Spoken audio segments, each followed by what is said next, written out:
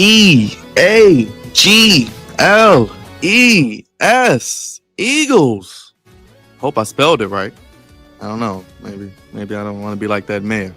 But it's episode 477. What a number. 7. A big win.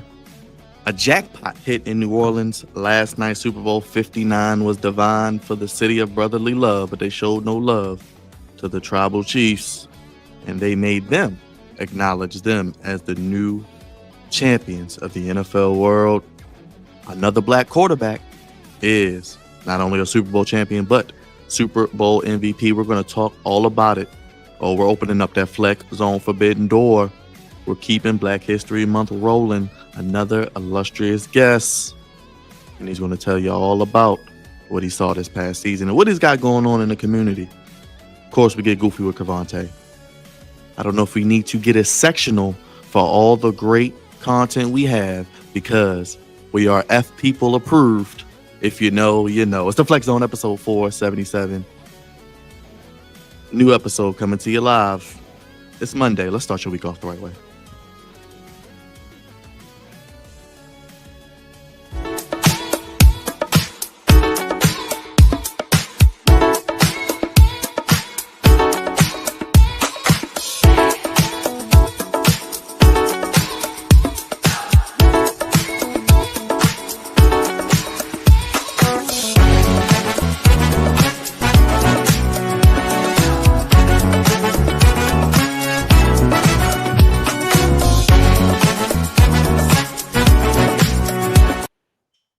Dropping more dimes than Luka in LA. It's the Flex Zone podcast. Only place, fellas, giving you sports how you want it. When you need it. Episode 477. What an episode to talk about the recap of the Super Bowl 59, continuing our Black History Month and Creator Series. We have another illustrious guest joining us tonight. We'll get to him in a second. But as always, the flexzone1@gmail.com, Twitter, Instagram, the Flex Zone podcast. Hit the bell, hit the subscribe button, hit the like button. So much content. I would be remiss if I try to remember it all. Check it out.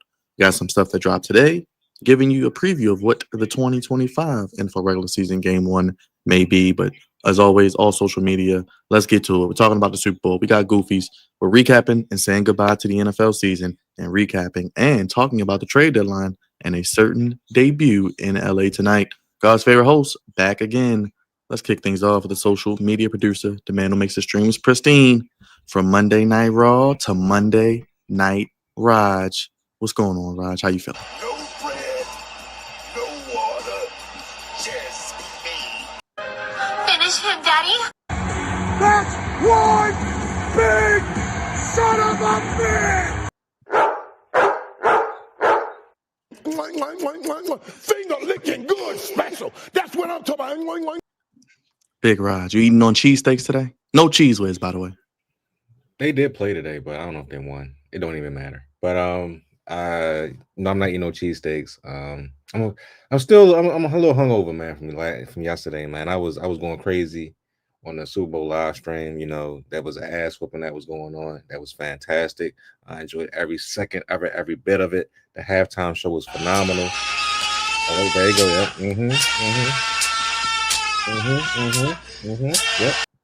Yep. A lot of that was going on. Yep, that's smack it up. But a lot of that was going on. It was fantastic. It was great. And yeah, man, I'm coming off that high. But I do got I got a message for the goofies that didn't like the halftime show. But I'll save that for later.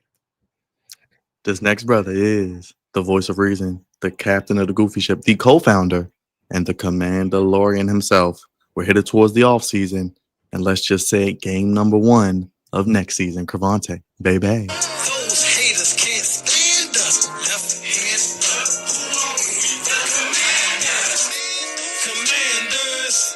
Commanders. We fight for RDC.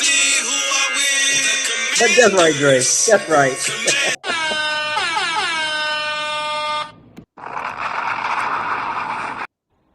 Jam. Oh, jam. Yeah. Well, now that's goofy. Stupid. Just stupid. Come on now, say it with me. Everybody beats the win. Unnecessary. Absolutely button slip. Y'all always show off in front of company, man. Listen, hey, my man, listen, I don't approve this. I don't approve the Commander song. It needs to change. But I put up with it while we were winning, and Dre shaking his dreads is the only reason why I put up with it, honestly. But yeah, man, my guy is on tonight, and I can't wait.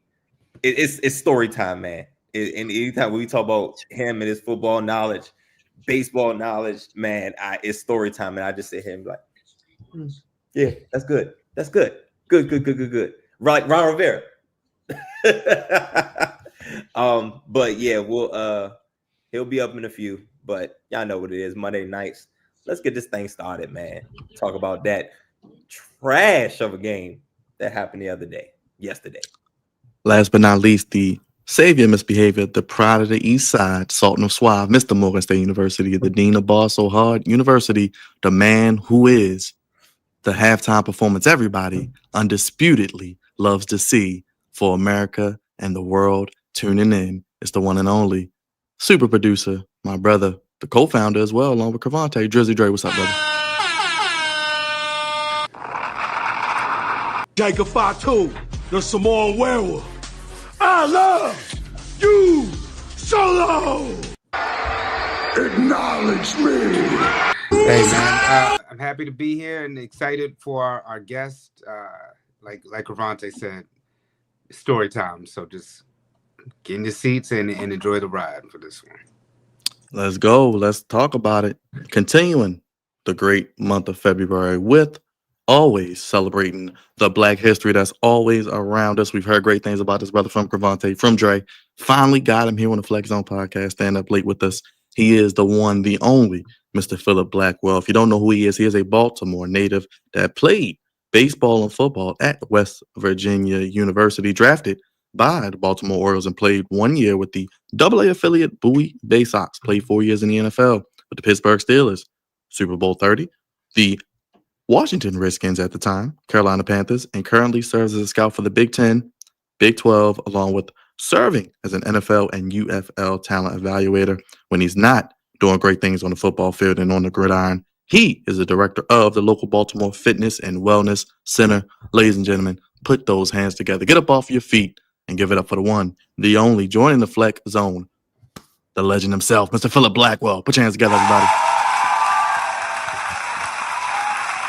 There he is, Mr. Blackwell. What's going on? Hey, man, how's everybody doing today? Great, brother. Glad to have you on.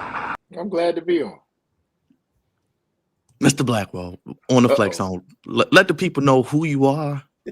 How are you, good sir? How you feeling after yesterday's game? What's up? You just said it. You just said who I am. I'm feeling good today. Can't complain. A little disappointed with the game yesterday because I wanted it to be more of a tug-of-war match. I was pulling for not for the Eagles. I was pulling for KC because I wanted to see history, the whole three-peat thing. That's all. Other than that, we got a new position out there called the quarter black position. So, either way, I think we would have had a black quarterback, winning the game. But I wanted to see quote unquote history being made. Like I would love to see in my lifetime an undefeated team to bump off the Dolphins, 72 Dolphins to be exact. So man, I'm ready to go, man. How y'all doing tonight? Man, we're good. I want to jump right into it. Jump. Wow.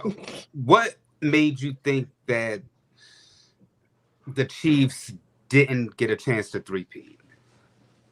That they didn't get a chance to treat. Yeah. They had a chance. I mean, it looked like they ain't had no chance, man. From that, it looked over in the first quarter.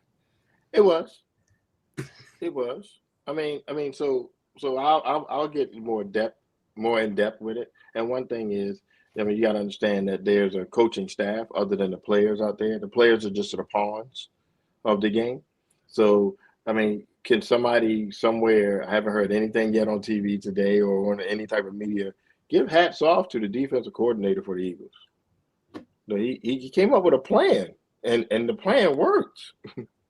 So that right there, I mean, forget what the offense did. The offense could only do what they did because the Eagles' defense stifled. You know, I just don't think the Eagles' offensive line showed up. So Everybody else was there, but I was proof that the game starts right there with the line. It starts right there. If you can't stop somebody, I don't care how good you are, Mahomes. Facts. I don't care how good you are. If your offensive line is throwing lookout blocks, you know what I mean? On the set, go, and they go, look out. So how does that even happen? Because you would think that with Andy Reid, Spagnuolo, Patrick Mahomes, they had 2 weeks to prepare for this game, but now you're hearing reports saying that like Patrick Mahomes isn't the film buff that stop. somebody like Tom Brady is. Stop. Here we go. I don't stop with whoever said that. That's making up stuff. Come on, man. This guy was 2 losses the whole season. I mean, it had nothing to do with film. Like I said, I don't care if all of us was blitzing yesterday, we each would have got a sack. It was just a bad day. How does it happen? They're human. Would it say any given Sunday? That was just a day. I mean, I've been a part of that. I've been a part of that. As a winning side, I've been a part of that as a losing side. It's just one of those days. And yes, in the second quarter, I was like, game is over. The Eagles' game plan can't even be put in the. It can't even be put in the works because as soon as you snap the ball, I mean, Mahomes is running for his life. So. Of course, you got interceptions being thrown. One of the interceptions was thrown as he was being hit. It's still an interception, but it's as he was being hit. He scrambled one time and ran smack dab into one of his linemen who bear hugged him. It was just a bad game, and it was just one of those days that I'll be honest with you, I think the Eagles would like to have back. I said the Eagles. The Eagles. You blew somebody out in the Super Bowl. It wasn't a Super Bowl. It looked like almost like a scrimmage. Am I right, y'all?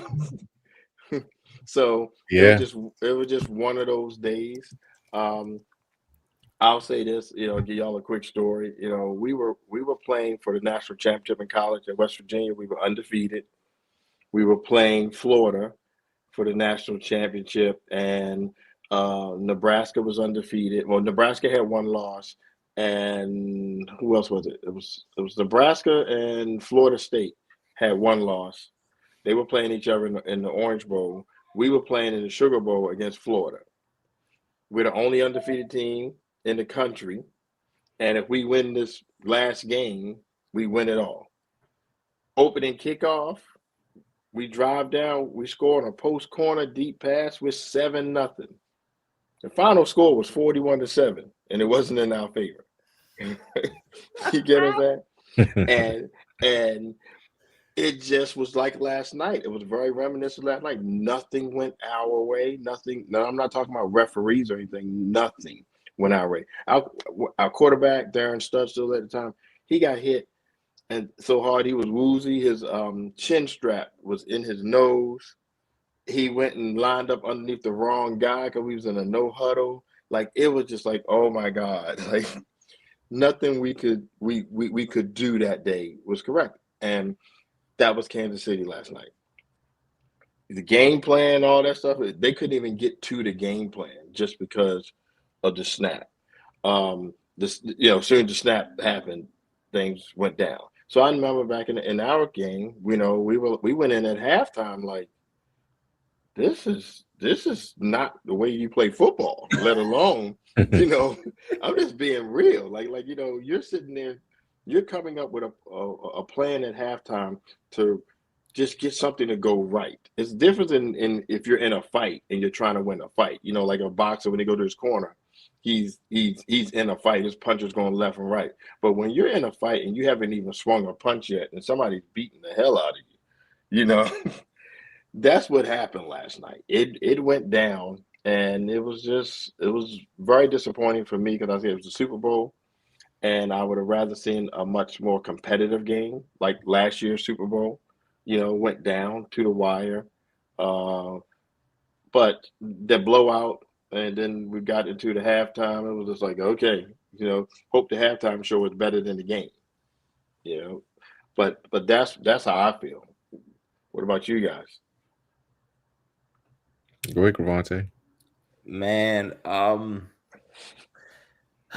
this is what I call this. This is one of those games where the team that's getting thrashed did not get off the bus. Exactly. They Offensive line didn't get off the bus. Oh yeah. I don't know. What is that? I absolutely did not get off the bus. And one thing I always say is, I think the most important unit on any football team is the offensive line, because again, you said it earlier. Without the offensive line protecting, I don't care who you got at quarterback. It could have been Tom Brady, Patrick Mahomes, anybody, and he would have had the same fate. Right. But there was a shift in the Chiefs' offensive line down. I'm not sure everybody was aware of. I'm gonna say Joe, was it Tooney?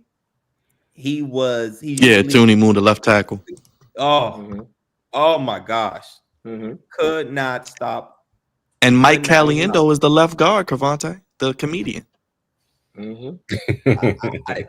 So, like, in the game plan, what do you do? Because I remember the last time the Chiefs got blown out, the offensive line was jacked up. How long was Joe Tooney at tackle before this game? Because again, he's a guard, straight up. So how long was he at tackle before this game? Because you had to think, like, in the game plan, why are they not chipping? Why are they not helping? Well, okay. So you say he's a guard. No, he's an offensive lineman. Sure. Okay. Let's just start with that.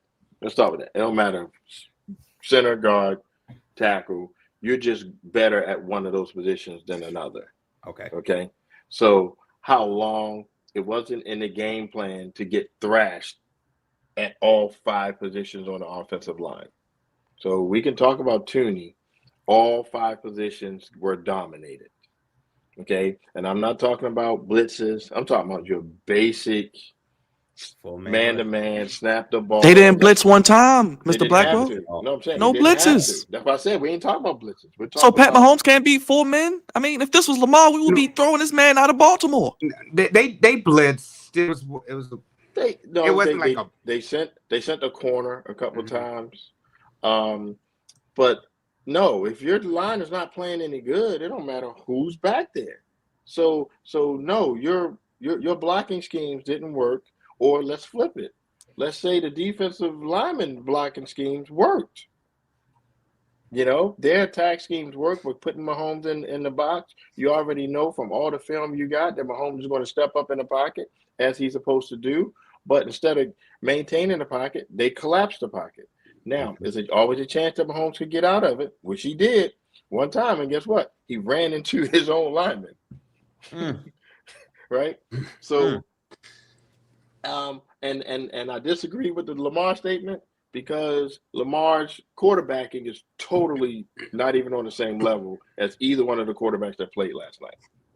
What? Yeah. Whoa. Yeah, I'm listening.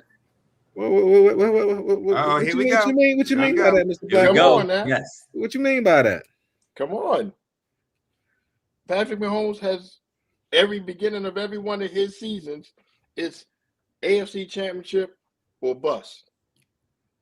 Right? Yeah. Okay. If you're a quarterback and you're a leader and you can get people around you to do the things that you need them to do, you're a quarterback. So let's go with Jalen Hurts. Jalen Hurts just went to his 2nd Super Bowl. He won one, but he went to his 2nd Super Bowl. Right? How many Lamar went to? There's been a none yet. Wait a minute. So I don't even think that's a conversation. That's a Lamar / everybody else who haven't been to a Super Bowl conversation. Joe Burrow's been to the dance. But Mhm. Josh Allen hasn't been to the dance either. That's why he's not a part of the conversation. So you gotta go. So you gotta go to. You at least gotta go to the Super Bowl, right? If you want to, I'm saying each one of these is a different level of conversation. Who are we talking about? Are we going to talk about champions? So now, when you talking about champions, let's give Hurts, which I don't think gets enough respect. He's been to his second Super Bowl.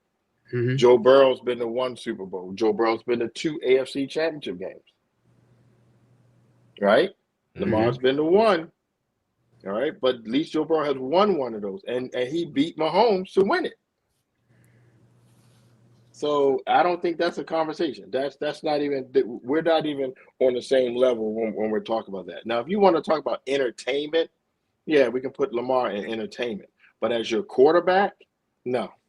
Wait, but all right. So I'm listening. Let me put a little pushback with it though. Okay, I'm right. receiving it. We're talking about a man who's, like you said, been to the AFC Championship game, All Pro, Okay. 2-time MVP, should have been a 3-time MVP, and we mean that because he has a different style of how he plays quarterback that he's not a quarterback. I never said style. It's not about style. I mean, come on. How many? Okay, let's leave Lamar alone. How many pretenders out in the league right now at quarterback that we could call a pretender?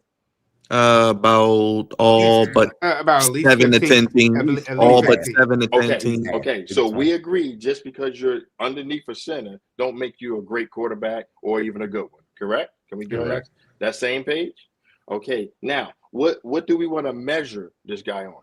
Now, does Lamar have the number one selling jersey? Yes. Does that make him a better quarterback? No. It's a popularity contest. Right? Now, is Lamar lighting it up in stats? Yes. But does he win it when you need him to win it? Are you afraid of Lamar Jackson? Yes. No. I think you are. But what about this year, Mr. Blackwell, when he leads them back and then his receiver drops the pass?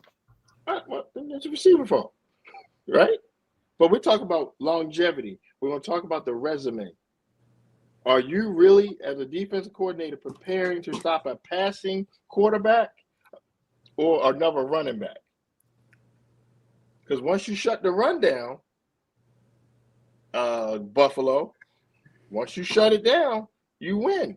But this year though, the Ravens, Tennessee Titans playoffs. But Lamar's a completely different quarterback from the Tennessee game to the Buffalo game.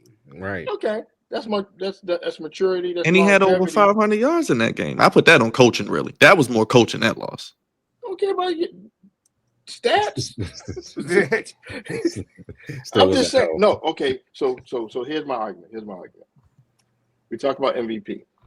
What are we basing MVP on? Stats? Like my number one argument, how can you be the league MVP but not the best player on that side of the ball in the league? You get what I'm saying? How can you not be the offensive player of the year or the defensive player of the year if you're the league MVP? So, okay, I just had you reminded me of a conversation I just had with somebody that we know on the show, Professor Milton Kent. Mm-hmm. And he was saying he told me that for MVP this year, he would have had Saquon, Josh, then Lamar. Do you agree with that order? Saquon, Josh, then Lamar. Then Lamar. That would have been his tier for voting. How he first, second, and third. I can go with that. Oh, come on. Okay, wait a minute. Here we go. Let's put it out there. Yeah. All right. So I personally had a great, because we're online, I had a great financial gain that I predicted the Super Bowl in August. These exact two teams. Let's start there. Okay. Took all the bets I could get, and I got paid. I got paid for the MVP bet. Because everybody, especially around here in the Baltimore area, was about Lamar because they love him. Mm-hmm. But did he impact the league? I don't think he did. He got a lot of stats, but he didn't impact the league. And I'll be honest with you, if your offensive coordinator was a little bit better the first 3 games of the season, you'd have ran Henry more, and he might have been in the MVP race. All right. We You mean the first 2 games of the the season? first. I don't buy into that either. Because the Dallas game they But they're playing from behind a lot too, Mr. Blackwell. People say give it to Henry. They're playing from behind, and Justice Hill was the back when they received. So he had almost 2,000 yards. I'm not gonna bitch and moan about Derrick Henry. I mean, what you want to run? We doing Navy? We doing a triple option? I mean, I know people want to complain. I mean, Todd Monken did a hell of it. Like, oh, give it to. I mean, you gotta. No. They made Lamar throw, and he threw it this year. I gotta give him credit. We did. He did. He is okay. So is he better? But was he MVP? Can you talk about that you work with him? Can you let the people know you've worked with Lamar? Yeah, I worked with Lamar during his first MVP season. Okay.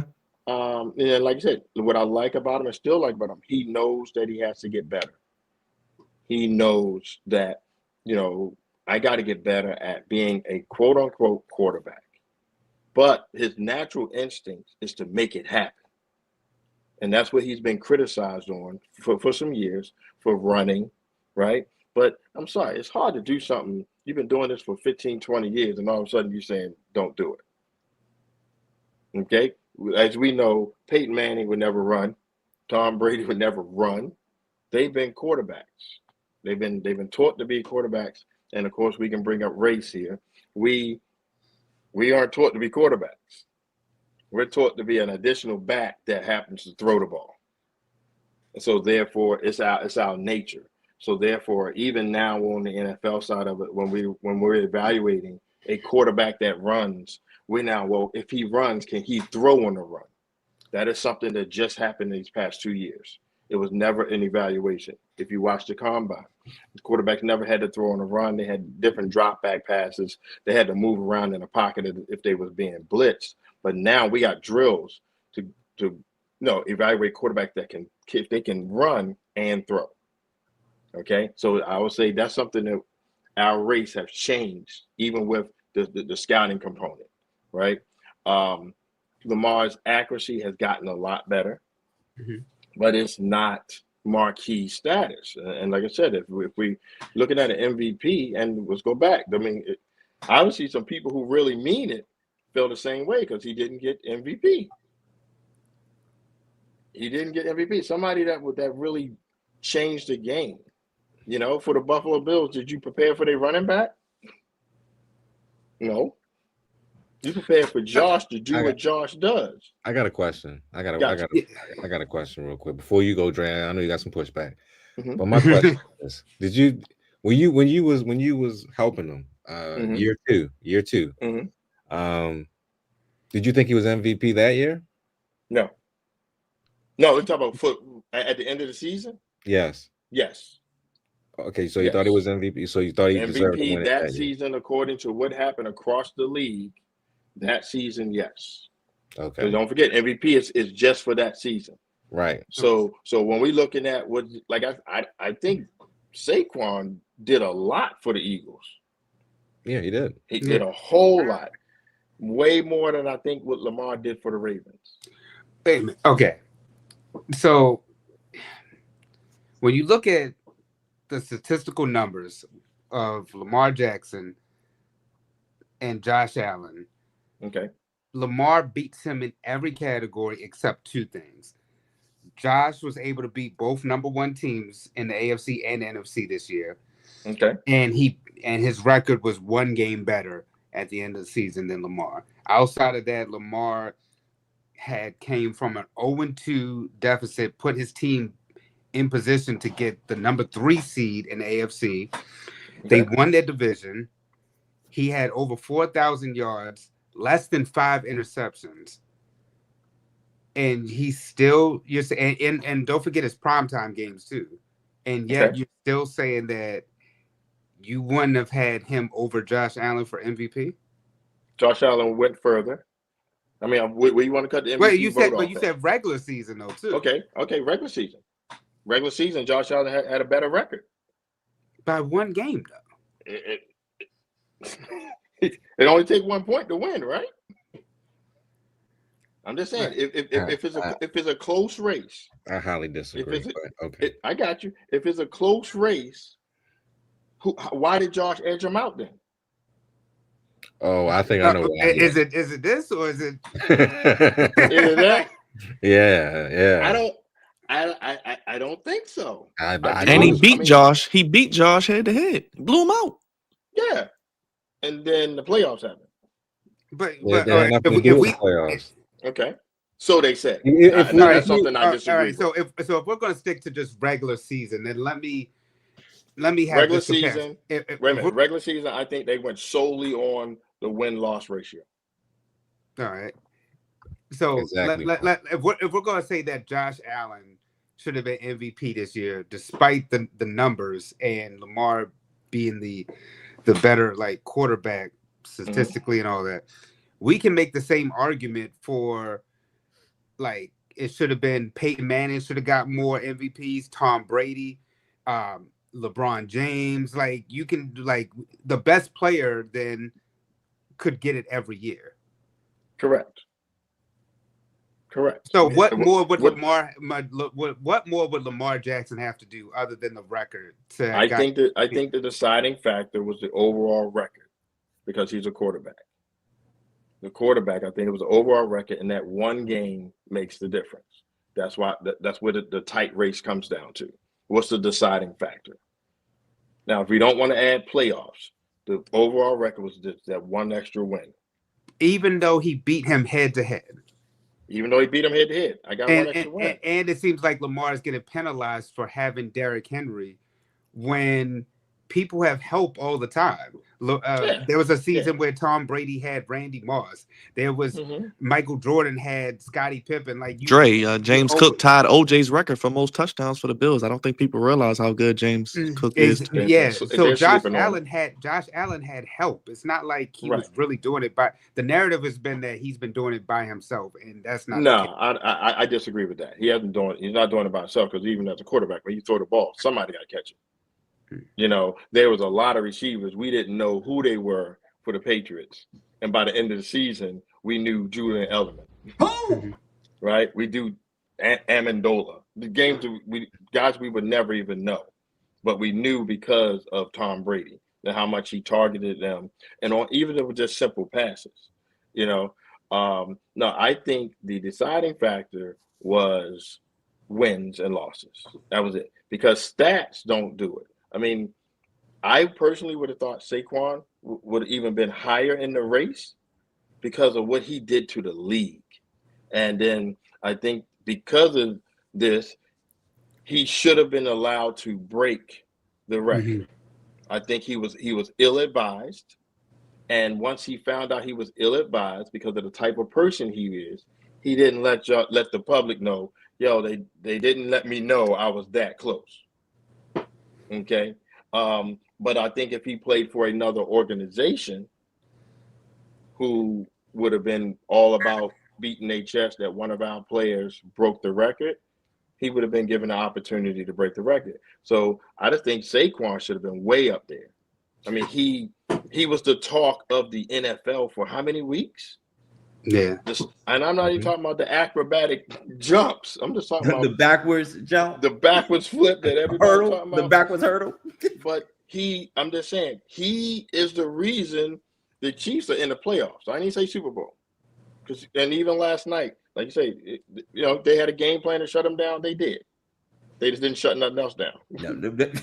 Okay. But I think Saquon should have definitely been way higher and possibly bumped either Lamar or Josh Allen out of the talks.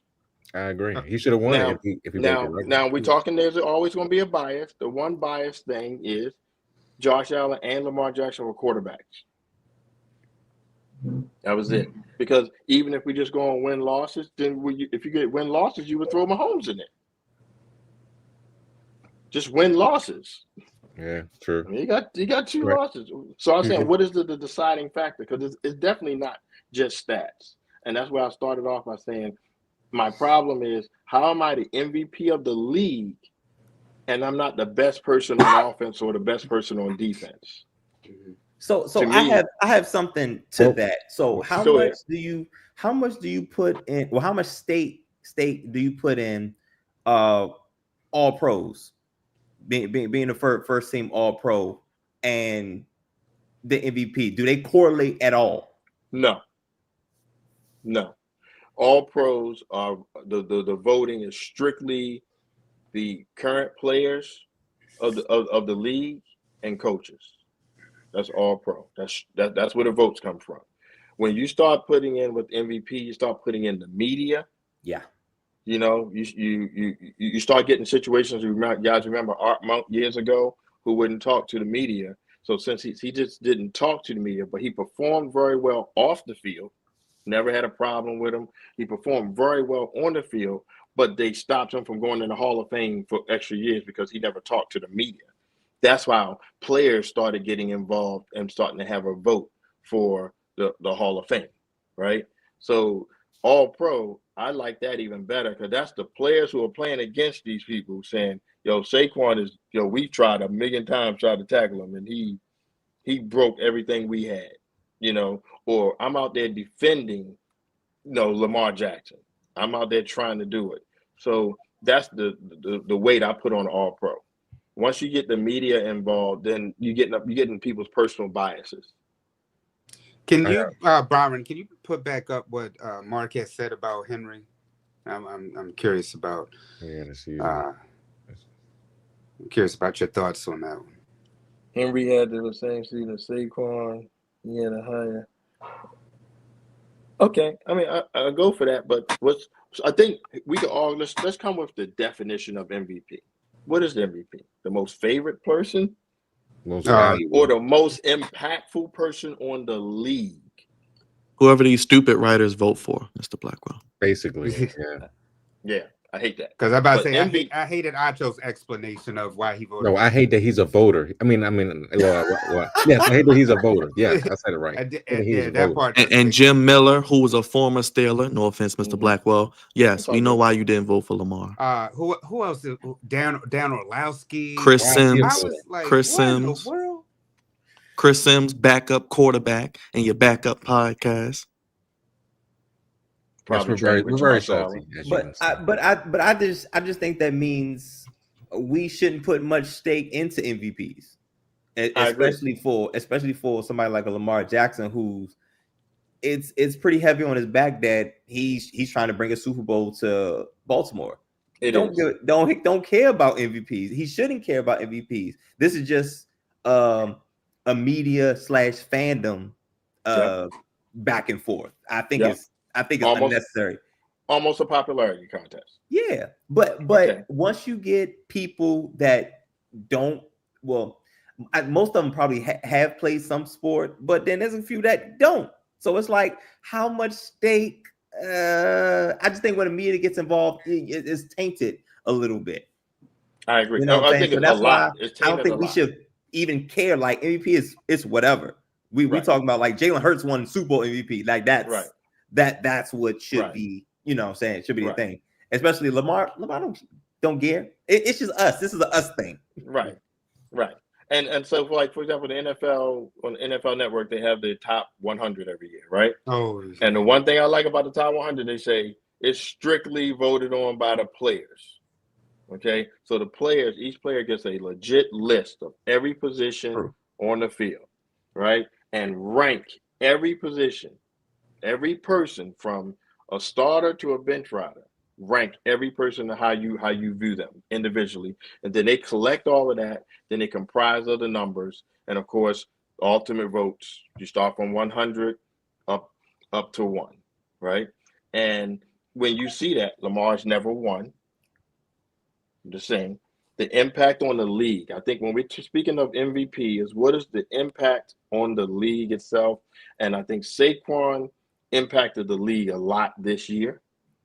Okay, a whole lot. Josh Allen, not necessarily impacted. I'm just telling y'all, I think Josh Allen got it over just the one extra win. They made it. They made it more than what it should have been. but I think Saquon got slighted. I agree. And I think he got Yeah, slighted I do too. because he was the talk of the season from week one Yeah. all the way through. And now when you add it all up, of course, I know we're not adding playoffs and now a Super Bowl. That was your MVP of this season. You know, Do you think? and it go ahead. I was My going man to got ask you. both. Do My you man think got that? both too. Do you think Derrick Henry would have had a shot at it in addition to Lamar? I think in a different system, Derrick Henry would have definitely had a shot at it. Because they would, like, for example, it was definitely known by game 4 or 5, the Eagles were leaning on Saquon Barkley. Okay, I think if the Ravens would have linked completely on Henry and coming with the style of running he had, it was like, you know, every game you knew he was eventually going to break one just because it was wear and tear on those guys. And when you're not running him, you're doing the defense a favor. When you're trying to get Lamar to throw the ball, when you call him a pass, you're doing the defense a favor. You know, but when you got that big tank coming downhill, play after play, eventually it's going to break. I have a question. Yeah. When you were helping him year Mhm. 2, one, how hard was it for him to transition fully into becoming a throwing quarterback? And 2, what was your experience with him as far as the man himself? Okay, so first, it wasn't hard at all because the way he came, he didn't come to me. He was advised to come to me just to see if he really wanted to change, his play. And we just worked on basic technique. Here's what you're normally doing from holding the ball down here to now we gotta hold it up here. Okay, working on all of those techniques that quarterbacks do, from your Brady's, your Mannings. We even went back and got film on Randall Cunningham. Okay, so it wasn't just, we want you to be a white quarterback. It's like, we want you to be a quarterback. Okay, because eventually one day you're not going to be able to run as fast as you're running now. And then that's where those guys excel. Those guys excel when their youth is over and they still throwing the pills, they still dropping those dimes. And if you're not used to throwing a pill or dropping a dime, you're a temporary fix. Okay, Michael Vick went through the same thing. We actually had a good talk with Michael Vick. Michael Vick is like, listen, you're gonna have to learn how to throw that ball.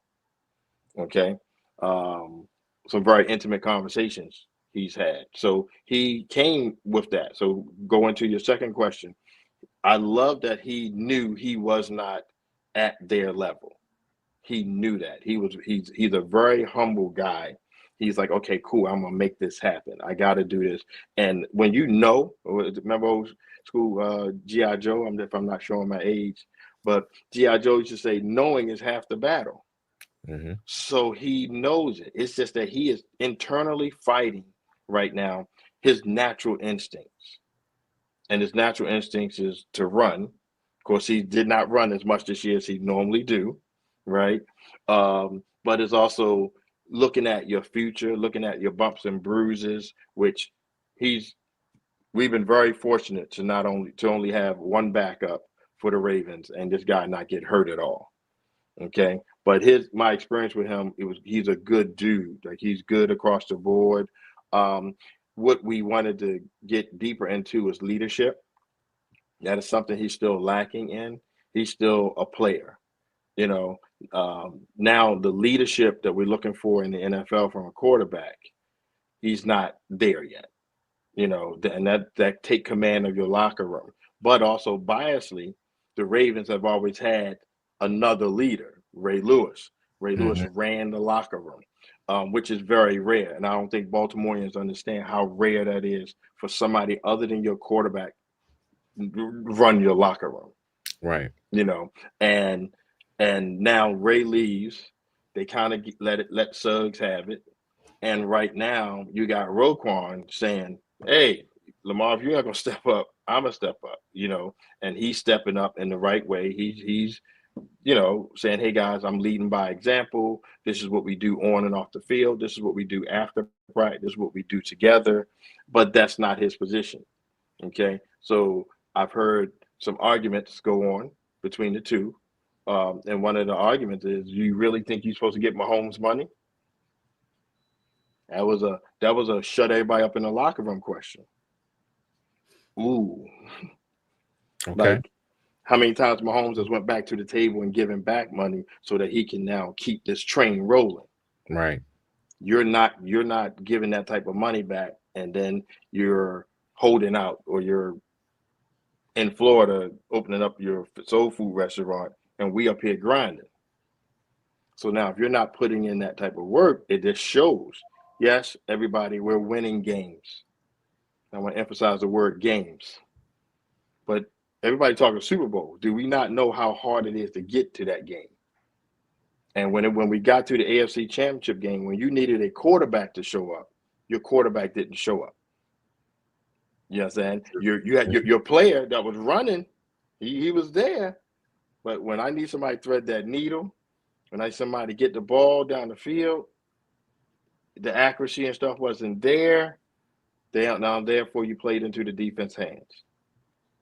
I mean, and my biggest my biggest example is that, like I said, years ago with the Tennessee Titans, that game plan, that defensive game plan that they came in here with was so elementary school vanilla. You know, we're going to put 8 in the box and don't let Lamar run. You're supposed to be a quarterback that go, I'm going to pick y'all apart then, you know, and you don't. And when you don't, and they win, and then they go to the next game and get blown out themselves, I mean, we have to always go back to the position of quarterback.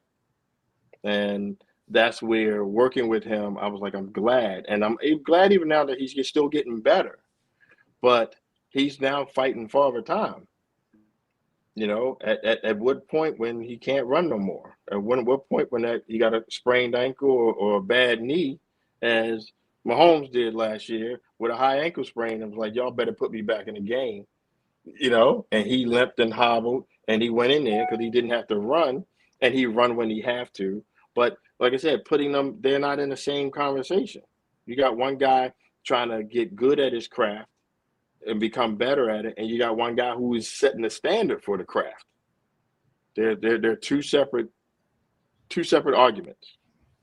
Okay. Well, let me have a little pushback, because Okay. I mean, even if we go back to his collegiate days when he was at Louisville, the man played quarterback.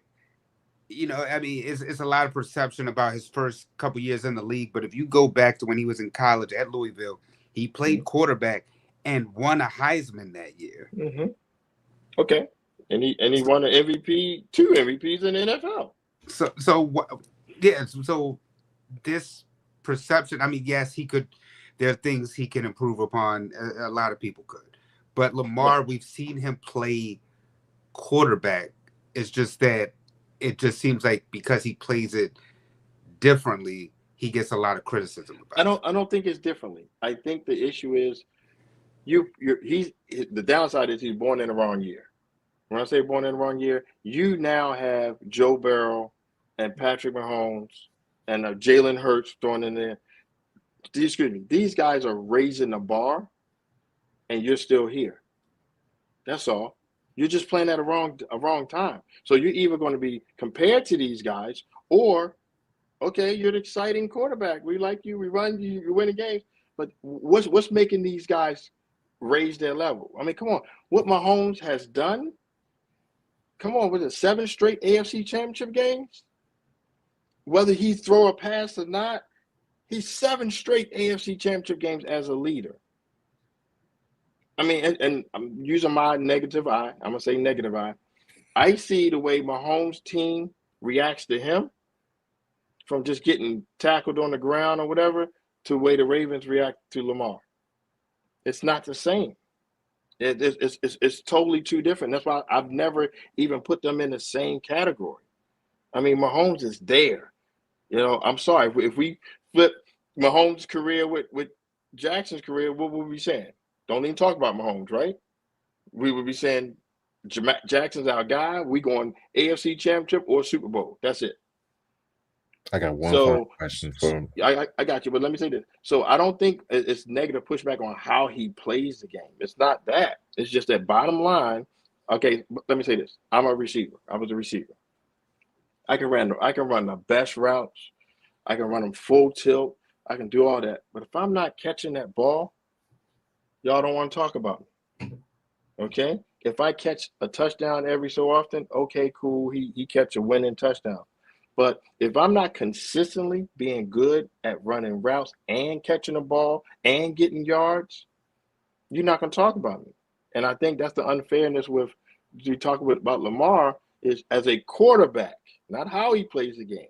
Bottom line, he has a passing category. He has a rushing category. Which one you really want to see him excel at? And it's passing because he's a quarterback, right? Mm-hmm. So when he doesn't meet that expectation, it shows up when he's playing in the tougher games. And when he plays in a tougher game, such as the playoffs, he falters. And maybe you're trying to say his team around him falter, but no matter what, it's on the quarterback. He's the face of the operation. So is he doing the things that other quarterbacks do? No, he's not. He don't take his receivers out and go train in the offseason. I mean, Russell Wilson do that with every team he with. You know, you got guys that are really committed. Same thing with Mahomes. Mahomes is giving money to, hey, everybody, we're going to go train. We're going to go do this. We're going to go do that. Hey, go get DeAndre Hopkins. I want him. Okay? Where's Lamar at? Lamar's just like whatever shows up in August, that's what we're going to play with. But that's not the leader of your operation. So it's, yeah, go ahead. I'll let Uncle go, and then I got Just one final question. Come on, man. Do you think he's going to win a Super Bowl? No. All right. Well, I got. Can I explain why? Sure. Can I explain why? I don't think he's going to win a Super Bowl because I don't think he's ever going to have the complete supporting cast. So that would be a management problem. Yeah, that's right. That's right. I was going to ask you, what do you think he need? What do you think he needs to have to win a Super Bowl? He needs a better general manager. We need to start to get some marquee players in here. Instead of trying to develop everybody. Here's what I'm saying. Did y'all know who Rashad Bateman was?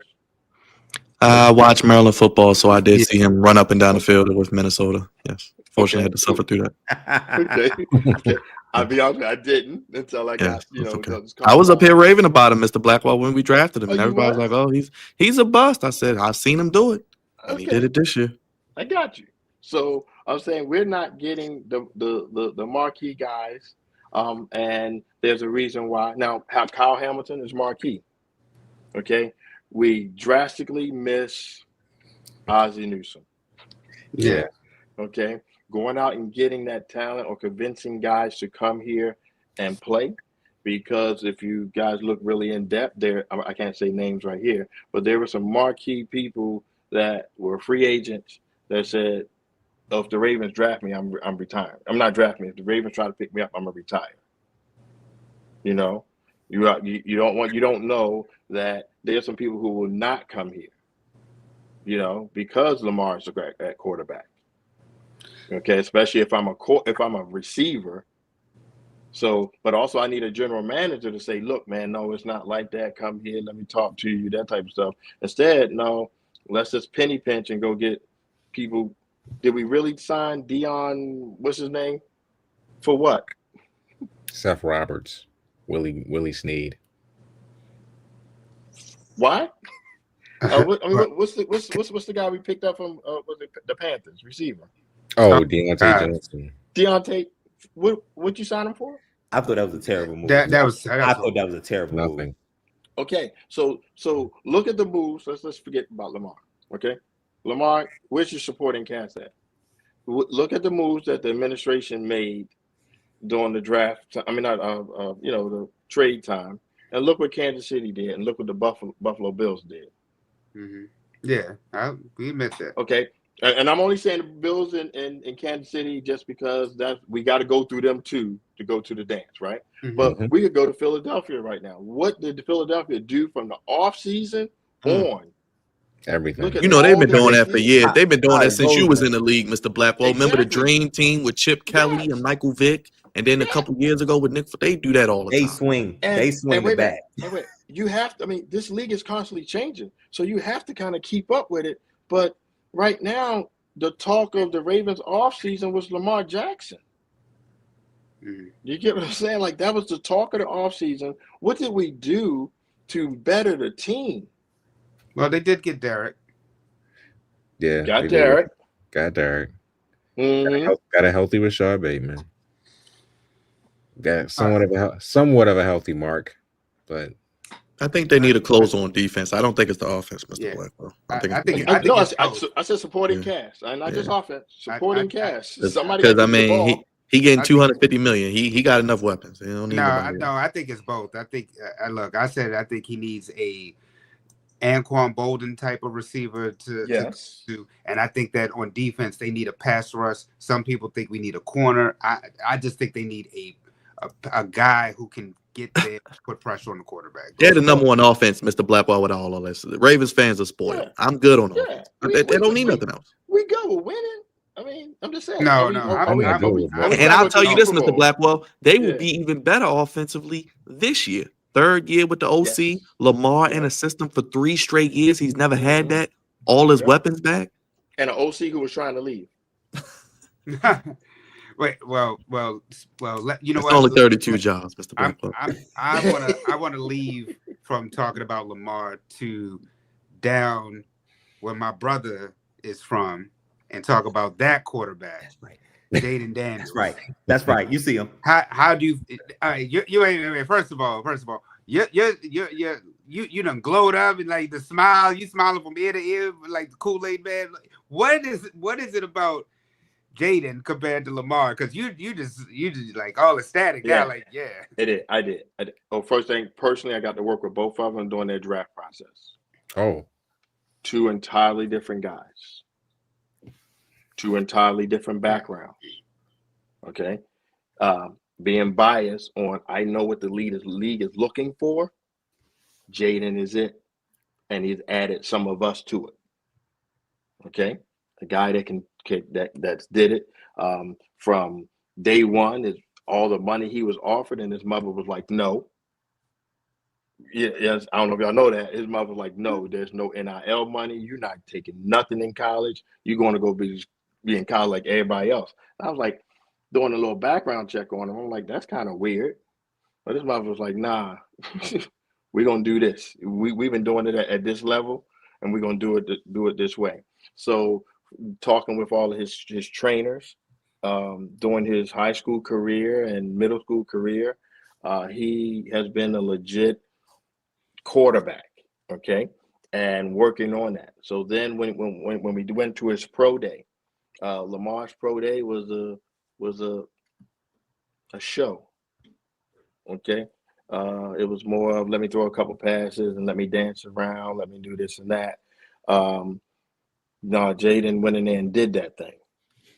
He went and did that thing. So it was a difference. It was moans and groans from all 32 teams when we saw Jaden throwing the ball, where from Lamar, it was, come on, man. Can we get this done? Okay. 2 different people. So that's why I'm smiling. I'd like to see a kid be very successful at what he do and it pay off. And he's a great example of somebody putting in their proper work and it paying off. So now the Hail Marys and all that, go ahead, Commander fans. Go ahead. But I mean, we can go back to MVP. Like, yo, who did he get his team from nothing to something? He got a couple votes. Yeah, he should have. He should have. I mean, but what do you want to know about him? I mean, I really like him. I think he's going to have a long, sustained career. He's already invested into all of his receivers financially. He's already done that. I forgot where they're going, but they're going somewhere together in the spring. Marrying that team together, becoming that team's leader, becoming the team's, the face of the operation. It's just a total different It's a total different comparison. Do you So think I he's like- going to win? You think he's going to win a Super Bowl? Ooh, I think so. And because of Magic Johnson. Yeah. Okay, we can agree with that. Because of It Magic is. Johnson. Wait a minute. Rise, Rise, do the smile. Do the smile. I was sick. But once again, we said because Magic Johnson has first thing proven that if he's a part of the ownership, we're gonna go get what we need. And he did that with baseball, right? And has he not already shown just with Washington what they've done? You know, Magic Johnson and his pedigree, Washington is going to get. I expect Washington to make some blockbuster trades coming up. I expect them to hire some people, okay, and get rid of all the turmoil that did surround DC. Last I found out, I found this out in December, like he was gung ho with the going back to Redskins name, and the new stadium in Virginia. His number one concern was how far was it from DC. You know, I'm just saying Magic is one of he wanted. He's in. We want to do this thing, and then showing that on the whim, nobody on his call. I don't know. Let me take that back. Nobody I know would have said they went to the playoffs, let alone the second round of the playoffs this year. Okay, so I think he has a chance. He has a better chance of getting to a Super Bowl because of he has the administration that's going to try to make it happen. Wait a minute. I want to go back to a point you said. You said he's thinking about going back to the original name. Magic Johnson, yeah. Oh yeah. no. That racist name?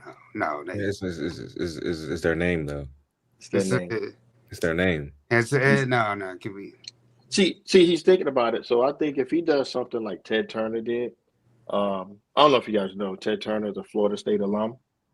Mm-hmm. And then he's the reason why I still the Florida State Seminoles. I don't know if y'all know that or not. Hey, well, I'll just say this, Mr. Blackwell. All due respect, Mr. Ted Turner rolling over in his grave, watching those Florida State boys play the past couple years. Yes, rolling over in his grave. And the owner at the time was the owner of the Atlanta Braves. Yeah, I was going to say the Braves. Yeah, and they're still the Atlanta Braves. Braves Because Ted Turner met with the Indian population, the Native American population, and anyone pure-blooded can go to Florida State for free. So they were like, okay, we can go to Florida State for free. I mean, they still got to get accepted, but they can go for free. So that's how he was able to keep those names. Those owners and stuff and people who did change their names, they never negotiated. And I can see Magic Johnson negotiating. And he's going to do it. Yes. You're going to do it because you're putting them with us, and why not? You know, let's start to shed some positivity to it. But I'm saying, bottom line, to have an owner that really is going to invest in possibly going to the top of your sport, we know Magic's going to do that, and it's not just financially. You know, getting some off-season pickups. You know, you got to believe that Magic and the administration right now is looking at, well, we went this far with what we have. What's going to make us better? What's going to take us over the top? Because they're literally right there. They're there. Oh, it's amazing. It's okay. Nothing to hang your head on this season. Nothing. You know, even I'm talking about get rid of the fluke, you know, Chicago Bears game. They legitimately played and they was in every game. Even if they lose that Bears game, look how much they was in it. And they wasn't even supposed to be there. Well, let me ask you about his draftee, Caleb, compared to Jalen. Do you think that the Bears made the right decision by choosing Caleb over Justin Fields? No, I think they drafted Caleb because of popularity. So you think they should have stuck with Justin Fields? Yes. Okay. Yes. Justin Fields the Bears are bad. right? Yeah. So management, They call them the Bad News Bears for a reason. Bad News Bears. They were man. bad. And guess what? Before a management manager or general manager says, "Hey, it's my fault," let me blame somebody. And it's easier to blame a quarterback because he is the face of the operation. So you got Justin Fields. You see the Steelers is probably going to keep Justin Fields and let Russell Wilson go. Mhm. Russell Wilson's going to go to the Raiders. I don't blame him. Really, You a know? reunion with Pete Carroll? You think that's really going? Of course. That's That's my what guy. he the Super Bowl with. I thought Pete couldn't stand him, but Yeah. God, we went to how many Super Bowls together? You think Tom Brady wants that bum walking in his building? Think about that, Mr. Phillip. We talk about Yes. ownership. You know Brady don't Yes. take no mess. Yes. Yeah, Okay. he does. I think he's going to get a certain Aaron Rodgers, but that's just me. No. I think Oh gosh, no, I think no, that's everybody no. here. He's going to get. I believe you go get Do a Russell Tom Brady's Wilson. bidding. Yes. I think you go to. This is me. You go get a Russell Wilson because you probably got your eyes on somebody in college right now. Eli Manning's nephew. I ain't buying it, Mr. Blackwell. Nope. wait a minute, to the Raiders? I'm not buying it. Archie Manning to the Raiders? Oh no. I don't even know if he's good enough to be in the league. I think it's just his name, Mr. Blackwell. Of No. course, it's just his name. But these they- dumbass GMs sit up here and they draft these quarterbacks, and then they wonder why their franchises are set back for 10 years. Didn't the guy. we just say that about the Chicago Bears? Do you like any of the quarterbacks this year? You like Cam Ward or Shador? What you think about any of them? Good question. No. I've heard people say that. I don't feel it either, I'll say Mr. this. Blackwell. Me neither. I don't feel it either. No, I think Shador has put himself in a position to have to get drafted. Mm-hmm. In a position to have to get. He's good. He's played to that level. But is he going to be my franchise quarterback? Nah. I think I mean, this is my biasness because of what I do at the combine and what I do for all the other leagues and everything. And I'm executive director of the HBCU combine. Shameless plug. Yeah. No little plug, okay. Yeah, when I'm working out quarterbacks and I'm in game mode, I know what it takes to be good in this league. Not just from my own tutelage, my own okay, his step is 5 yards where one guy's step is only 3.5. Like it gets down to that technical. And my smile came on my face about Jalen Daniels, not because of what happened this season. This would have been the same smile last July. Okay. He's a kid that was already there. Okay. No, not Heisman Trophy. He didn't have a fanfare, as we were just talking about GMs, getting people because of the fanfare. But, Caleb, you did what in college? But also you can also look at who you played against. Like we can do a whole bunch of stuff. But when it came down to working out on the NFL level with an NFL ball, Caleb's pro day didn't even go well. Right. So you still get him. Where I think Jaden just didn't have the fanfare to go with him. Shador. Oh, it's gonna be fanfare. Father's gonna get What he do? He be doing It's gonna be fanfare. We know that. So here we go. Should he be in the NFL? The answer is yes. Because this season, meaning this group coming out this year, when you look around, yes, he's going to be in the NFL as a backup quarterback. Okay. Jam. Yeah. Don't forget, each team needs to have 3 quarterbacks. He's going to be there. A starter. Mm-mm. When you look at some of the lower teams, all of them don't need a quarterback.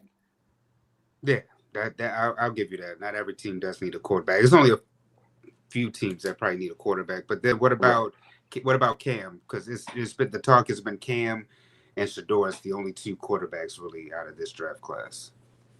I don't like the whole class at all. I'm being honest with you. And I'm hoping in these next couple of weeks with the pro days that some guys impress us. You don't even like Travis?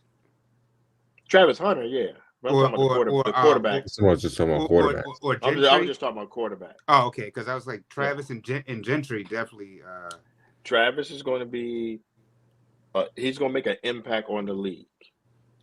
Okay, he's definitely going to make an impact on the league. What he needs to do between now and then the 20 whatever this month, he needs to make a determination. How does he want to enter the league, as a receiver or as a DB? You don't think he can play both sides?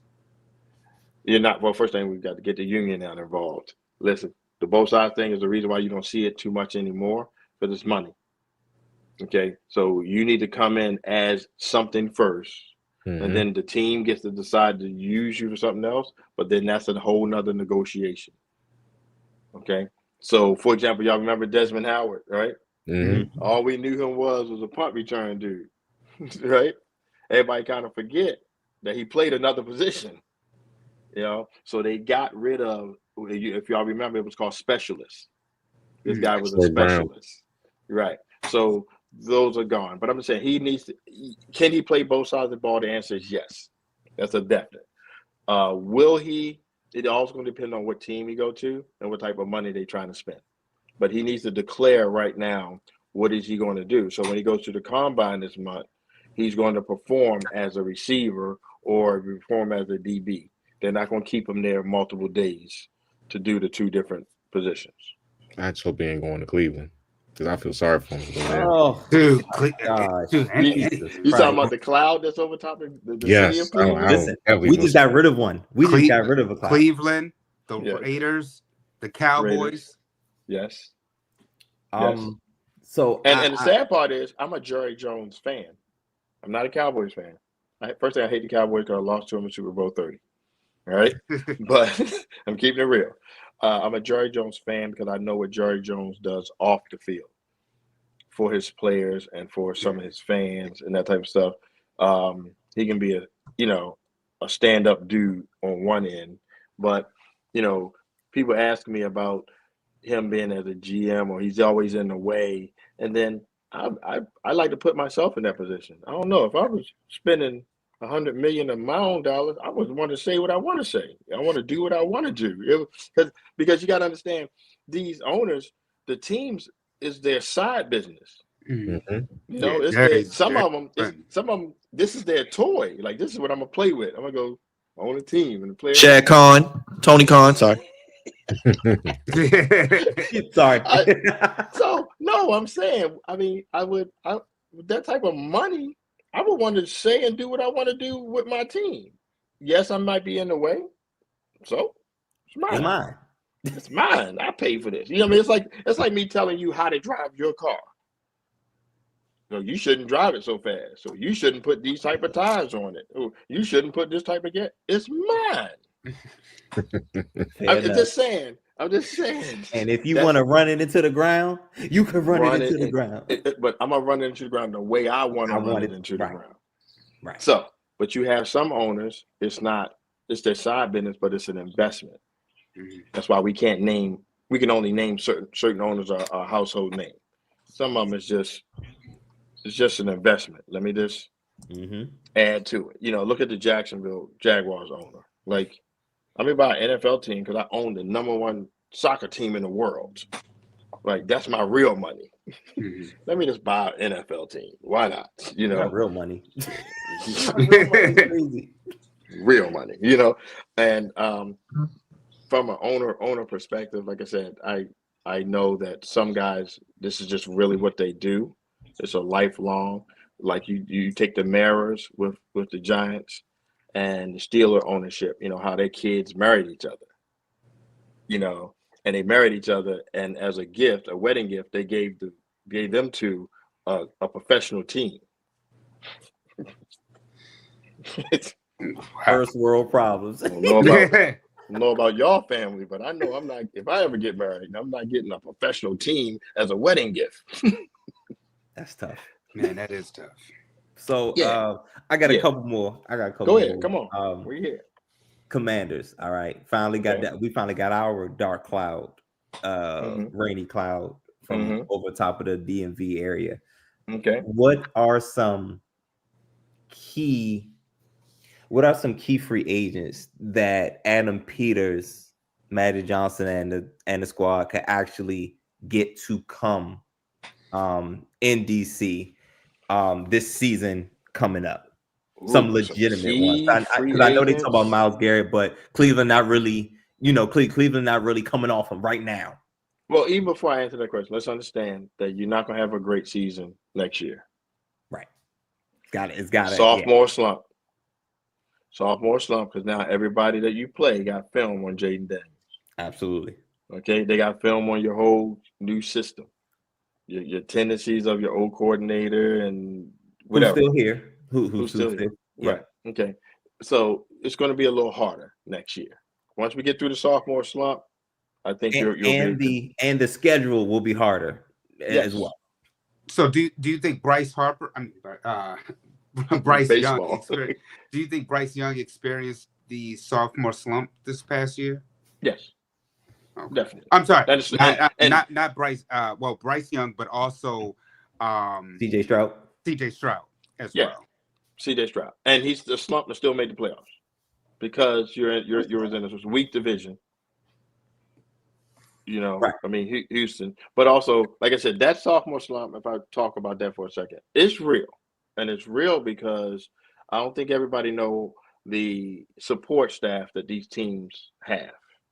Okay. It's somebody's job right now to study Lamar Jackson.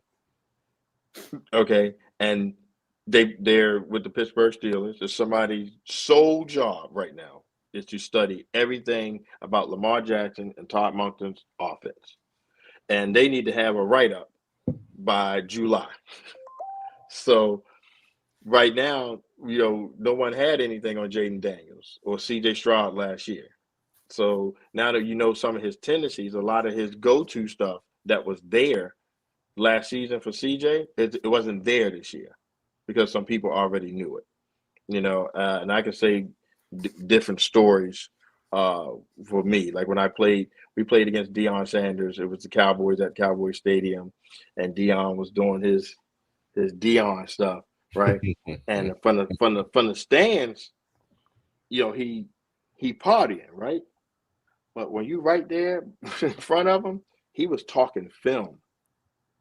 He was like, I've left, pro right, on the hash, third down. And then when he finally got loose, he was like, y'all throwing a post on the backside. And I was like, oh shit, he know the play. Like, I don't know if my face gave it up or whatever. And they're like, they not throwing to you. And I'm like, yep, he is right. You know what I mean? I can't tell him. I can't tell him that got me. Look. And I wasn't at liberty to call timeout. And on the snap of the ball, he left me. And I'm a receiver on one side. He went and picked off the post in the middle of the field in front of the free safety on the backside.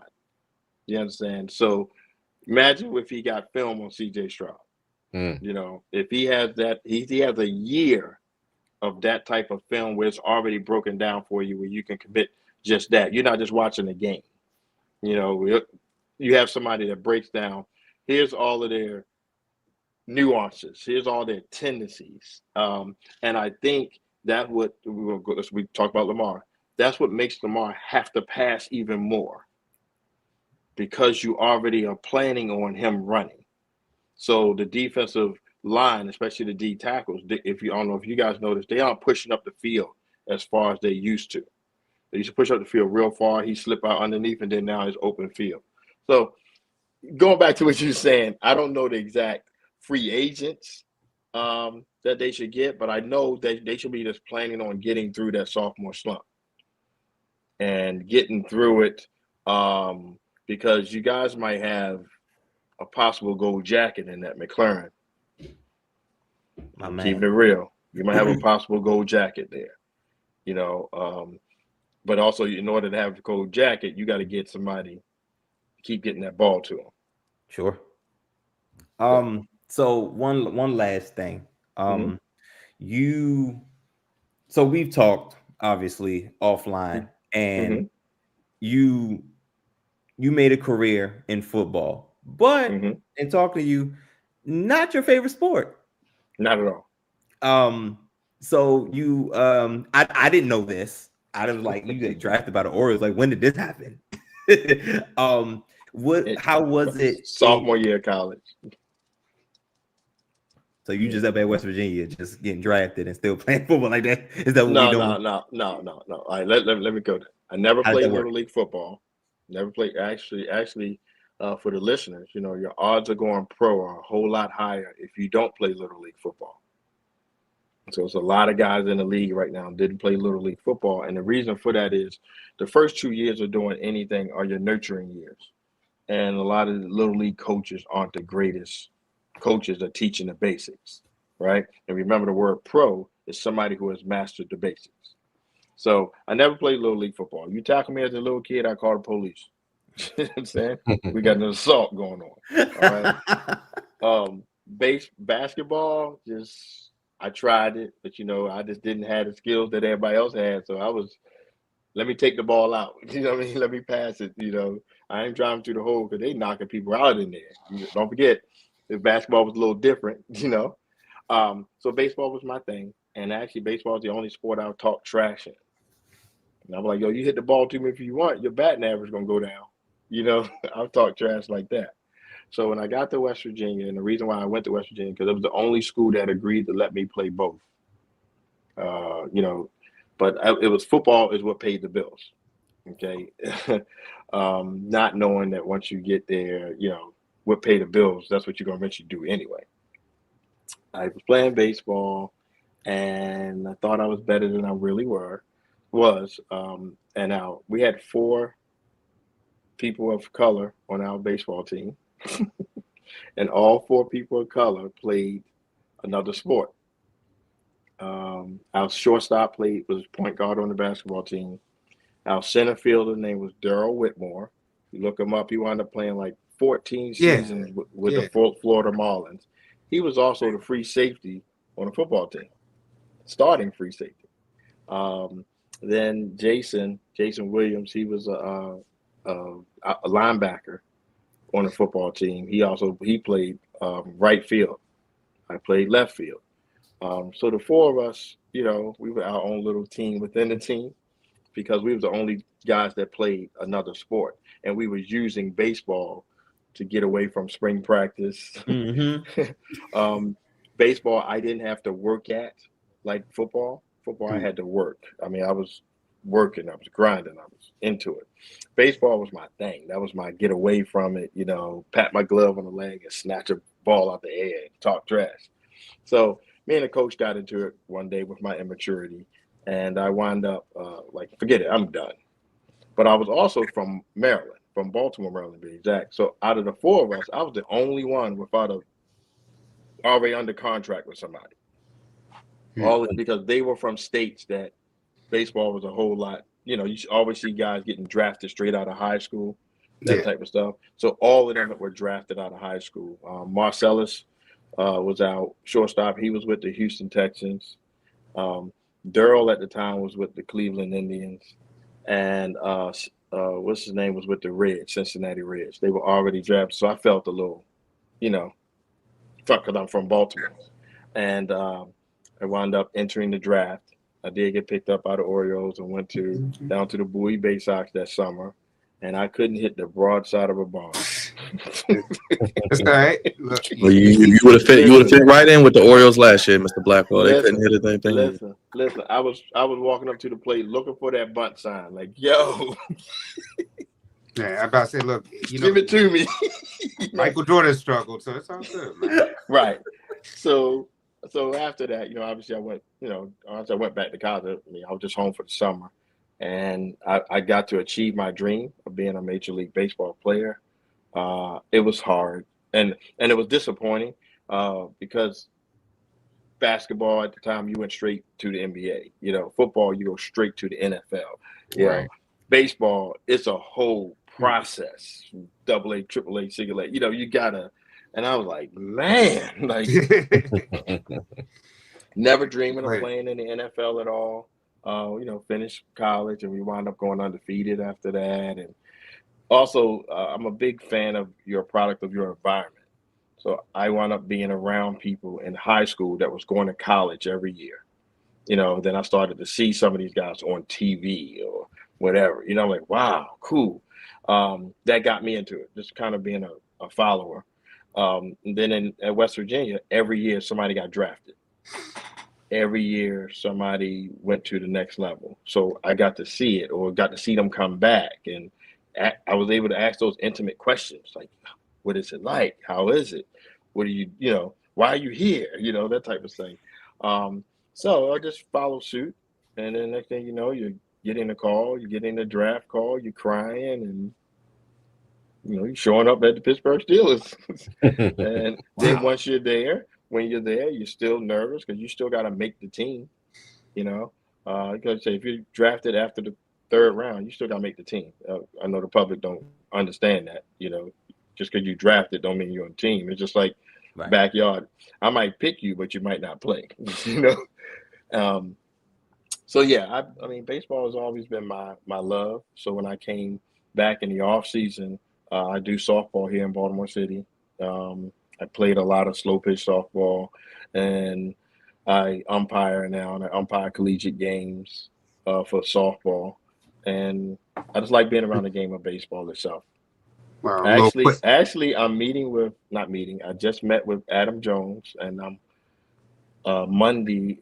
I think it's Monday, the 17th. Yeah, Monday. I think I'm signing with him and his organization. Okay. Congratulations. Thank you.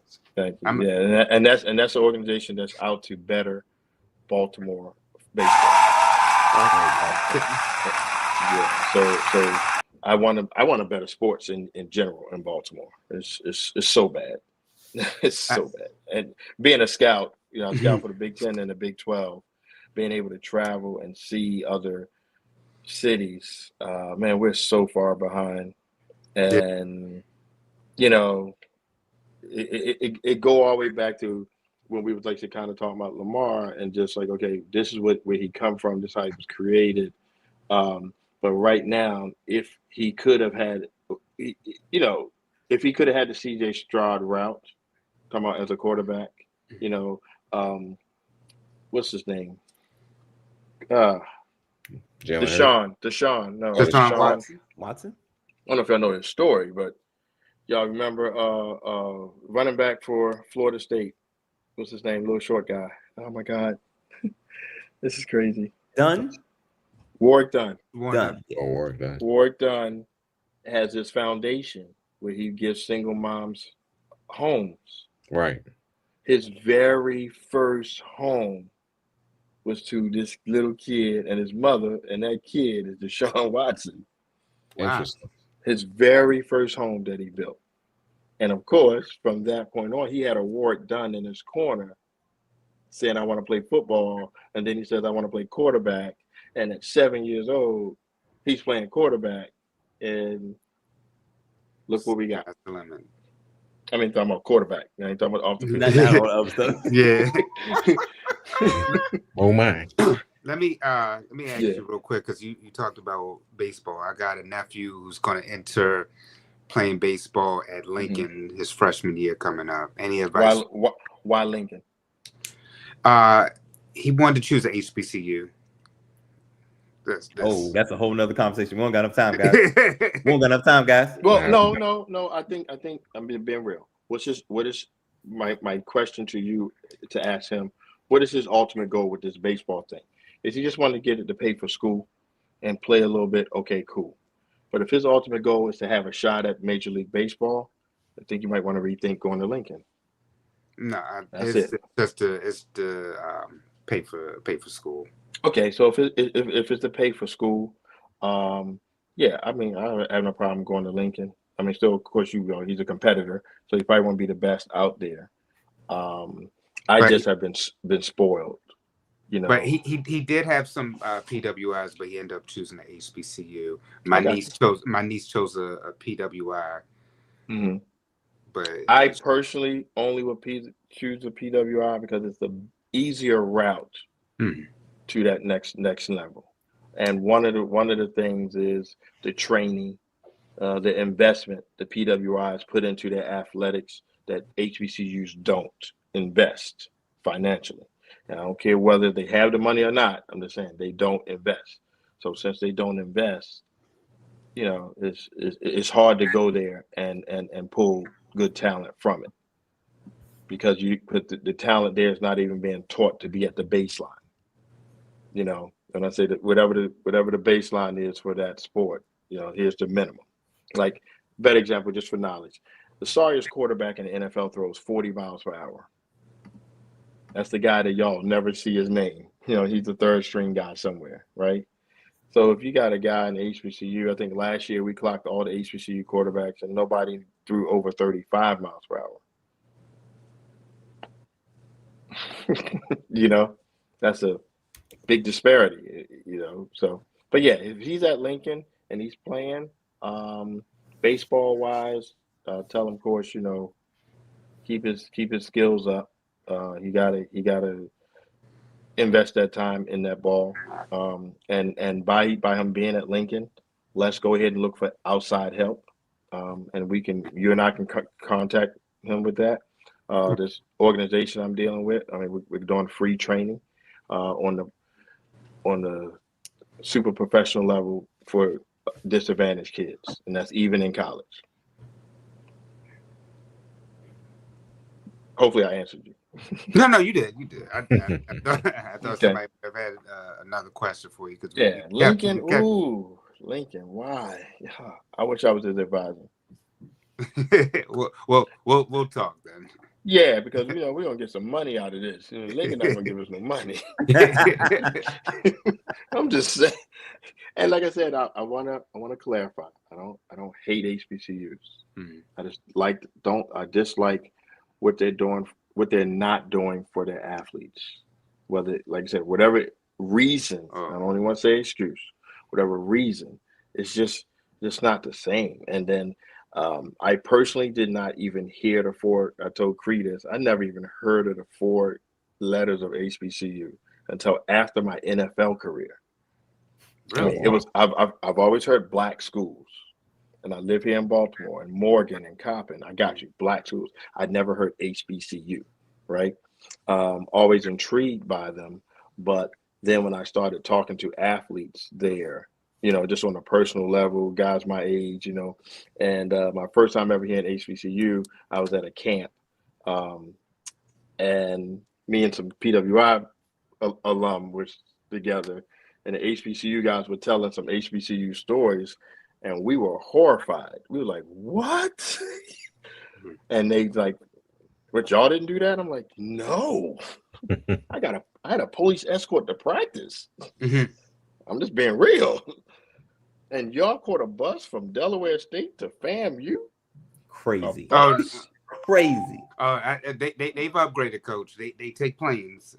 Planes, and they do get police escorts now. Not in the 90s. Executive, I was 90s, but also the executive record of HBCU Combine, they ain't upgrade that much. Trust me, they have it. There's some are still busing. Yeah, look. Like I said, Coach, we can talk. We can talk. Yeah, that's a whole nother. That's a whole nother day. My experience when I was doing media, we at least had those 2 things, and that's why I said, I ain't gonna bash them too much, but I'll say this. I don't know if you guys know what happened last Saturday, but I was on the NCAA meeting last Saturday, and I got upset because I am trying to defend HBCUs to a certain extent. And I got upset because they announced the whole $24 million NIL thing to each of the Power 4 schools. Mm. Okay. And what I was saying is, you're just using the screen. If the HBCUs are right here and PWIs are right here, it's now going to be like this. Mm-hmm. And I've been trying to get HBCUs to better themselves, but that's just changing the culture, but that 24 million, and that 24 million comes with a full-time position. Each Power 4 school gets a general manager. Mm-hmm. They said that was coming. Yes, it's coming. It's here. It's a general manager to budget that 24, because that 24 isn't for football and it isn't for basketball. It's for every sport. Mm-hmm. That's why I say, we're linking, like we could go somewhere and get a couple dollars, you know what I mean? Yeah, because they said Bill Belichick, even for him at North Carolina, he's bringing in Lombardi as his general manager. His former, right. Because, you need somebody to do it. And I don't blame him. I mean, if you know somebody that can do this thing, because I want to win now, let's just be honest. But that position has now been created. And it's just spreading the gap even more. I trained all the receivers at Jackson State when Deion was there. And being a firsthand experience in the Jackson State experience with Deion and seeing that how much they hated him, and they hated him because he was causing people to lose their jobs, because he was holding people accountable, but these were people who were losing their jobs who had that position forever. How dare you come in and get rid of old man Joe? You know what I mean? Like, he ain't never done nothing to nobody, but that's the problem. He ain't never done nothing. That's why we got rid of him.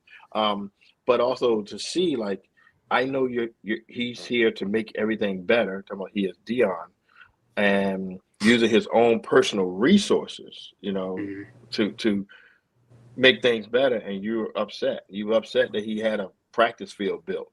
How dare you? Because the Crazy. The practice field you had was awful. Horrible. Right. So he used his own personal name just because who he was. Like, can I practice at this little private high school down the street? Just because it was a better facility to just practice on. So a lot of those things, when we talk again, it's about changing the culture. HBCUs want to ever change the culture. And if it was up to me, I'm going to say something flooring right now. If it was up to me, HBCUs would drop athletics. If you're not going to do it, then don't do it.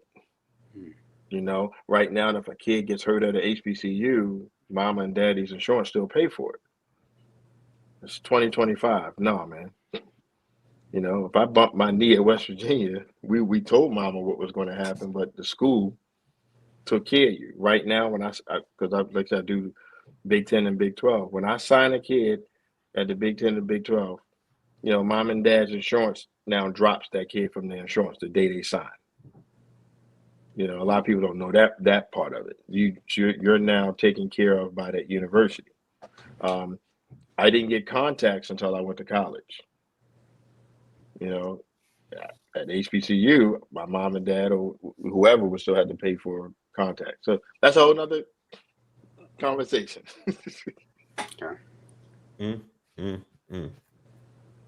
Next. Go Commanders. It's been so long.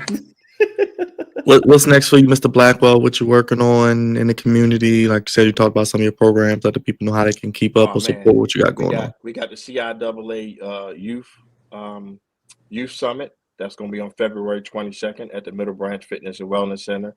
It's a free event for the first 300 kids to sign up. Come in. It's all day long. It's seminars. It's not just basketball. We've been doing that for the past couple of years. This past weekend, I know we're talking about future, but this past weekend I just spoke at the Frank Glazier Coaches Clinic here in Towson. This upcoming weekend, I'm speaking at the Glazier Clinic in Denver. Last weekend in this month, I'll be leaving the NFL Combine to go speak at the Glazier Clinic in Detroit. We got the NFL Combine coming up. We got XFL workouts coming up, and the XFL is going abroad this year. So we're going out of the country. I got a trip coming up. I don't know where. I think it's England. I don't know. England. I do know the NFL's trying to do a game in Australia. So I think 2026. I think 2026. Yeah. So we do workouts in those countries prior to.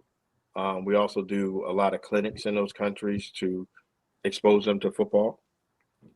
NFL has an international path where we grab some of their major athletes there, especially like rugby and soccer players, bring them to New York.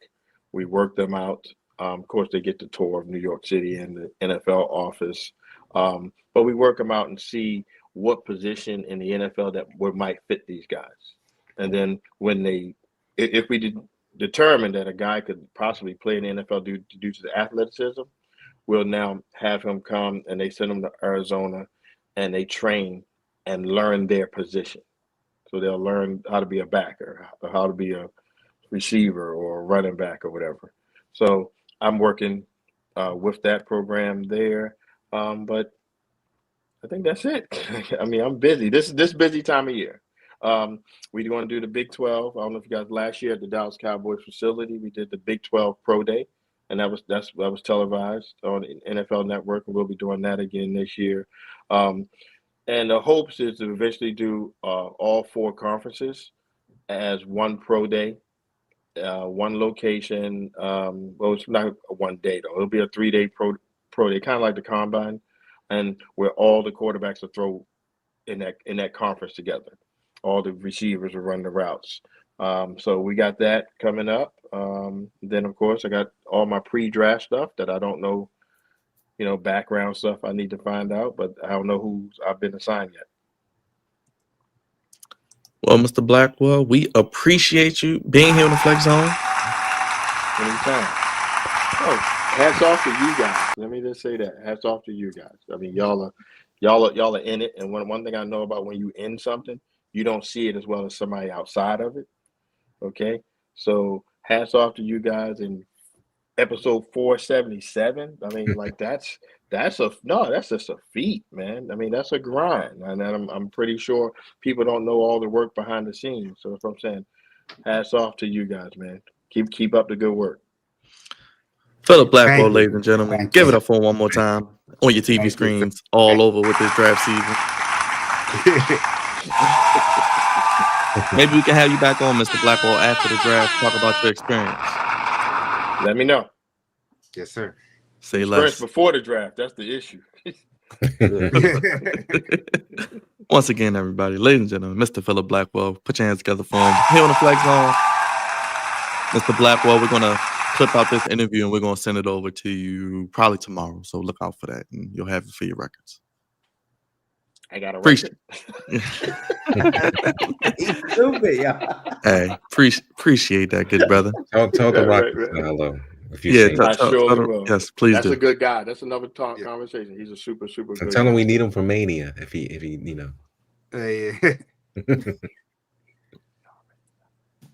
Oh, okay. All right. Thank you, Mr. Blackwell. We appreciate you. I already know that. Once again, Mr. in Blackwell. Philadelphia with him. Wow, really? Yeah, I was there. I'm not a wrestling fan, but I'm like, yo, this is something else. Me and Roger were there in Philly, but is it true that his bodyguards were bigger than him? Yes. Sounds about right. That's a big dude. Jeez. Wow. I can tell you a story another time, but I actually had a fight with him. Oh. Yeah, we definitely bring you back. Oh, wow. I actually put it on. Kinda. Appreciate it, Mr. Blackwell. Thank you again. And keep up the great work. Thank you. There's Mr. Blackwell. Big ups to him once again for joining us, stand up late here on the Flex Zone. And busy time of year as we get ready for the draft coming up as well. Cravante, you want to do Goofies and then we can just wrap the Super Bowl up real quick and get out of here? Yeah. So, do you got the video? I do. I actually have some of that video. Are we allowed to show the video? I think so. I think we're good. To show that video. We got to check in with Raj, man. We don't want YouTube to hit us over the head with nothing. They hit us with everything. It must mean we're doing something right. So it is what it is.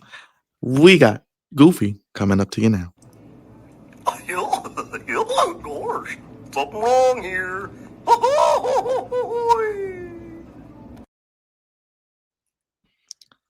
Cravante's Goofies of the week. There we go. Well, now that's goofy. There it is. Stupid. Just stupid. Right. Jam. Also. Oh, jam. Man. It's been an interesting week for sports. Interesting month, past couple weeks of sports. But welcome, good people, to Goofies of the Week, sponsored by the Flex Zone. Appreciate you guys for giving me a little bit of time to let me tell the good people what I thought was goofy this week, past week, or just what's recently been in my head. We talk about all levels of goofiness, high, low, and in between. And man, oh man, it's funny because Byron sent me this video. He sent it to the group chat, and I literally saw it maybe 10 minutes before he sent it. And I was like, yeah, we can start there before we get into the sports aspect of it. Because we talk about sports and we talk about, some not so sports things. And my heaven. No, all bread.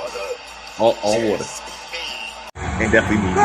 One big son of a bitch. Finger licking good special. That's what I'm talking about. Got Mr. Blackwell backstage laughing. I guess he's hanging out with us. So good to see him. That was wildly. I shouldn't be laughing. Bro, that was wildly inappropriate. Like, why? Why did it work out like that? Why did it work out so well like that? Okay. Want to play the video? My gosh. Okay, you gonna run it? Yeah, we can play the video. Here we go. Oh yeah, that's when they had to get the. Jesus, stop the tape. Stop the tape. Oh man. I'm not doing this with y'all. This Byron. First of all, Byron set this whole thing up. Okay, I just said I'm gonna talk about it, but he set it up crazy. So this is rapper Dank DeMoss. Big Stank. I'm sorry, Big Dank. My bad. I'm sorry. Not her name. Go Google it. She's a rapper. Okay, believe it or not. She was recently not recently. I think she's still in the lawsuit. Was it Lyft or was it Uber? It was Lyft, if I'm not mistaken. And the situation was, she called the Lyft came, and I guess my man only had a little. He was driving a little car. I think he was driving a Honda. You know what I'm saying? I don't know if it was a Accord or a Civic, but he saw her and said, you can't get in my car. Absolutely not. She made it to Breakfast Club to talk more trash about accommodations. And when I think of accommodations, I think of, okay, so there's people that have a disability, you know what I'm saying, something they were born with that they cannot control. That's what I think of, with accommodation. I heard, oh my heavens, Jesus Christ, there's more videos. This lady, this woman, she weighs a lot. I think I don't know what the numbers are. Do y'all know the number? I don't even. She's at least 4 something. She's 500 pounds, bro. Jesus Christ, man, she's 4 something. I would take Dre's. I would trust Dre for that, Raj. I would actually trust Dre's expertise. Wow. It's because we know how you get that. I'm a journalist. That's why I know she's 4 something. No. She ain't no. Because we know how you get down. Okay. I no. You know what? I'm not discriminating people because of their shapes. No, we're not. Anybody can get it. Anybody can be a part of Goofies of the Week. I don't discriminate against nobody. You know what I'm saying?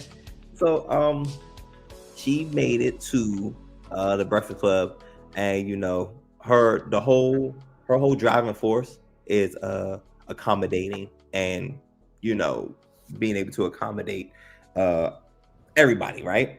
So her exact weight is 489 pounds. So I was correct. I said she was 4 something. I ain't put her at 5. I told y'all Dre had it. So she comes in the Breakfast Club, and boom, first thing, she sits down. Y'all ain't got no more comfortable chairs, and they moved the whole sectional. They moved the whole sectional. I didn't even know you. They moved the whole. They moved furniture for this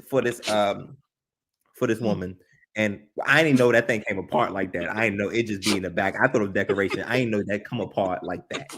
I didn't know it was a sectional. I just thought that was a whole. You know what I mean? But they broke it off, and they in an effort to make her feel more comfortable. But I think this is goofy because, man, ain't nobody know you rap. You on here because you're in a lawsuit with Lyft because you feel as though no matter what, you should be able to get anybody car at any time, blah, blah, blah, blah, blah, blah, blah, which is absolutely crazy. It's absolutely crazy. And I don't know about y'all. Have y'all heard an update with this whole lawsuit situation? Well, she gave it on the Breakfast Club. She said that she wasn't suing the driver. She said she really didn't even want the attention. She just, complained to Lyft, and then Lyft did like the rest of the work. So pretty much, there is no. They're going to. I think they're going to settle it, eventually, and they're going to, cave in to her, her money demands. But the words you're using, Raj, is wild. Okay? Hey man, hey, I'm not trying to be funny, but I'm seriously. I think they're going to accommodate her her money to her. So, I mean, but at the end of the day, Lyft don't want no problems either. Right. Of course. Lyft does not want any issues of any sort. No, I don't like that because now it's a bad precedent being set. Oh man, listen. Y'all remember the time when the lady burned her damn tongue off with the McDonald's hot coffee? Yeah, but that coffee was hot that day. But listen, things happen. Things like that happen all the time. That's the precedent that's going to be set. This is not going to be the last incident we see in regards to this, because who gets cold coffee? Everybody knows coffee's hot. But McDonald's is like, this ain't worth that fight. Go ahead, sell it out. And it ain't worth that. You know what I'm saying? And Lyft is probably figuring the same thing. It's not really worth that. But I think it's just goofy that she made it all the way to the Breakfast Club. And the first thing, 2 seconds into being in the Breakfast Club, before the interview even started, she forced them to accommodate her. My only thing is, imagine if it was their old studio. She wouldn't have been able to get in because people don't realize the old Breakfast Club studio. Yeah, I do. I remember. Was a closet. I do. Ain't no way. But that's her. She's on the set of one of her rap videos, and yeah, it's chill. Why are we doing we're doing too much. I just think it's pretty goofy because nobody had any idea that she was a rapper. This is a lady who made it all the way to the Breakfast Club because she was essentially she was overweight to get into leave it alone. To get into a Honda that was driven by a Lyft person. My man just trying to make a buck, man. My man just trying to make it. he just trying to make it, man. And he said, nah, it ain't happening here. But I agree, Dre. I agree. I think this is setting a bad precedent moving forward because this is not gonna be the last. Uber, you're next. This is a situation. It may not be the exact situation, but Uber, you're next. Something's going to happen, where they gonna have to just sell this thing out. You know what I'm saying? Because it's not worth the media. It's not worth the bad press. Your boy 45-47 back in office. He cutting out all the DEI mess. So it's going to be interesting to see what's going to happen moving forward. But I'm sure Lyft is probably going to settle out, and and that's going to be that. But it's very, very, very wild, very, very, very wild. And I feel like that was a bit much, bro. I feel like that was a bit much. As soon, like I said, she 2 seconds in there. It was like, yeah, you finna accommodate me. And I feel like that was a forced hand, but whatever. It is what it is. Oh, boy. Okay, anyway, let's go back to sports.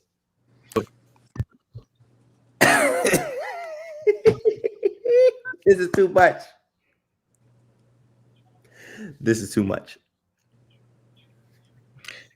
Go ahead and go back to sports, man. This is very. Can we go back to sports? This is terrible. This is terrible. Can we go back to sports? My God.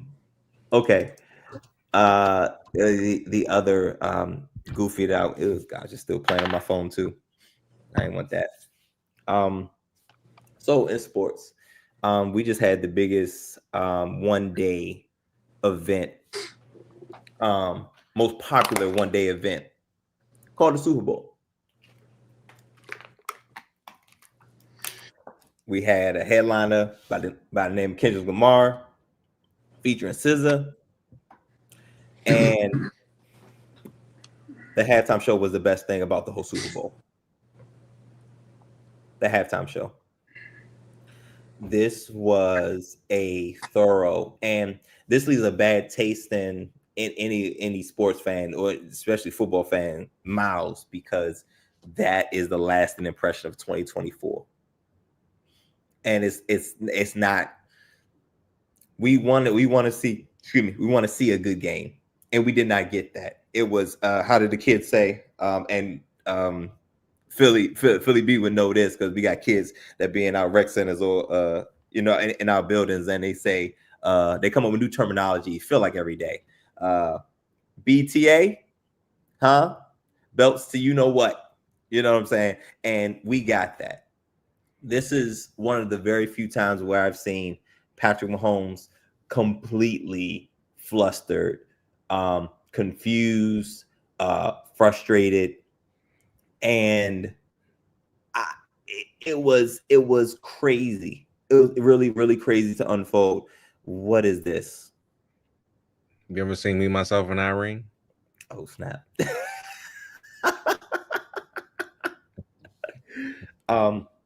This was a absolute terrible showing of the last game of the season, and pretty much checked out by halftime any other game. But thanks to Kendrick Lamar, he did a great job at saving the halftime show.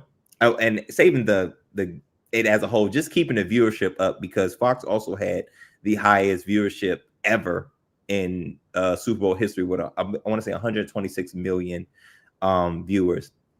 And I'm sure most of it was for Kendrick because they knew what they was, you know what I'm saying? They know what they was coming for. But game wasn't great. But one thing that I also wanted to acknowledge was there were a lot of things going on, and everybody's obviously entitled to their opinion, but a lot of people were saying that Kendrick Lamar's halftime show was mid, or it wasn't good, or it wasn't this, and it wasn't that. And I was just like, what?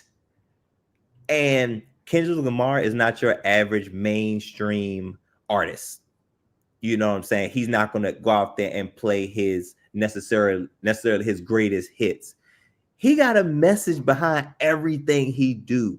We obviously already don't see him often enough, but every time he pop out, and y'all know what he be doing. He pop out and he show folk. You know what I'm saying? But every time he pop out with something, with a message, something you need to hear, something you need to see, and he's gonna put that in the show, and it's not necessarily entertaining. So obviously we know the biggest draw was Not Like Us, because my gosh, he was Drake had been taking L's. We're into a new year, and Drake taking the same old L's. Very, very unfortunate. But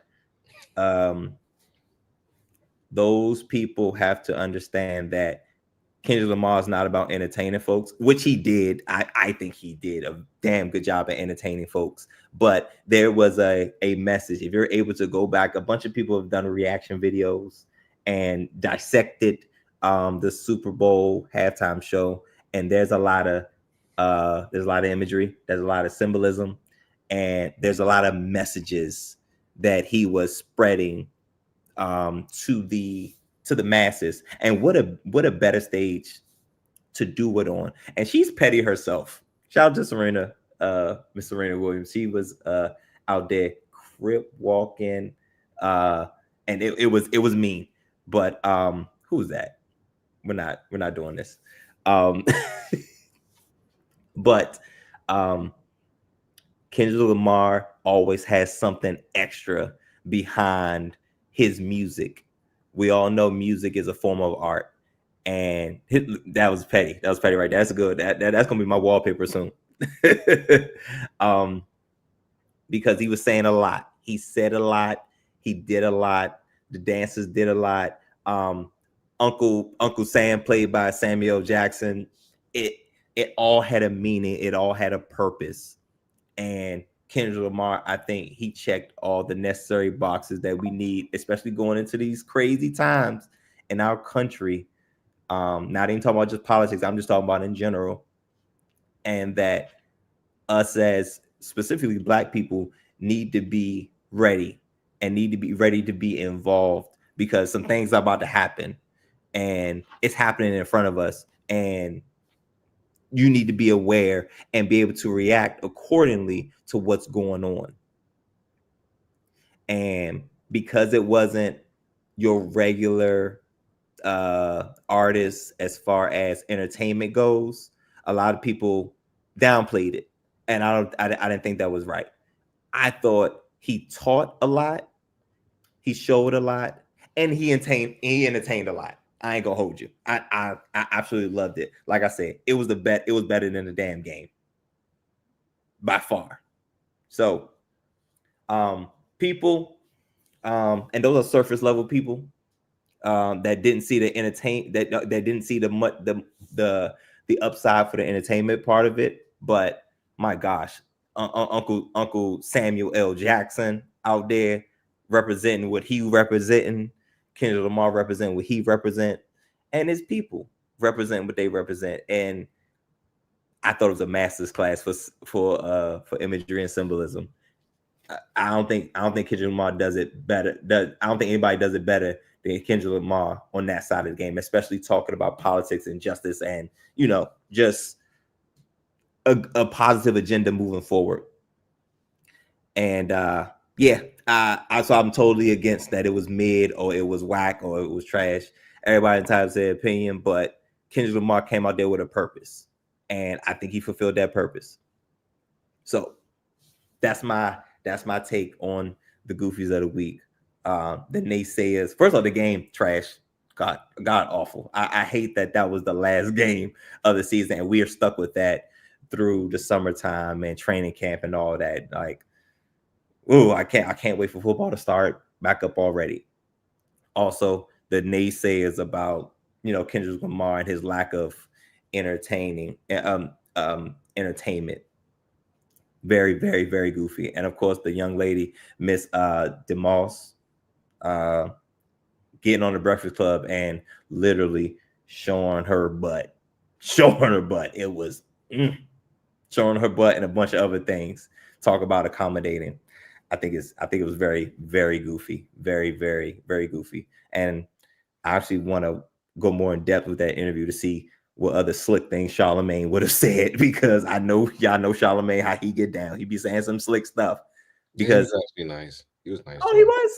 Yeah. Oh, okay. Well, the old Charlamagne would have got would have destroyed her, but this Charlamagne he still cracked jokes, but it wasn't. Oh. It was all right. It was okay.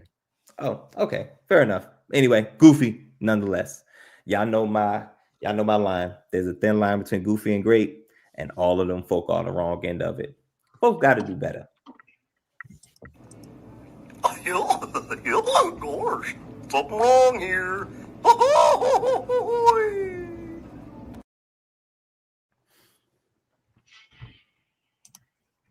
Well, now that's goofy.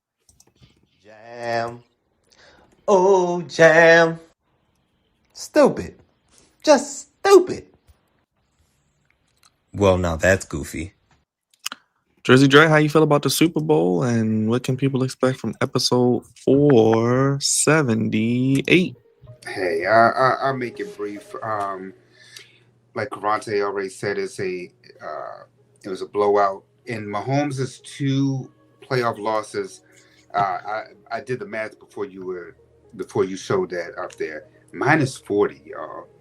Losing to the Eagles 40-22, and then the last Super Bowl loss he had prior, 31-9.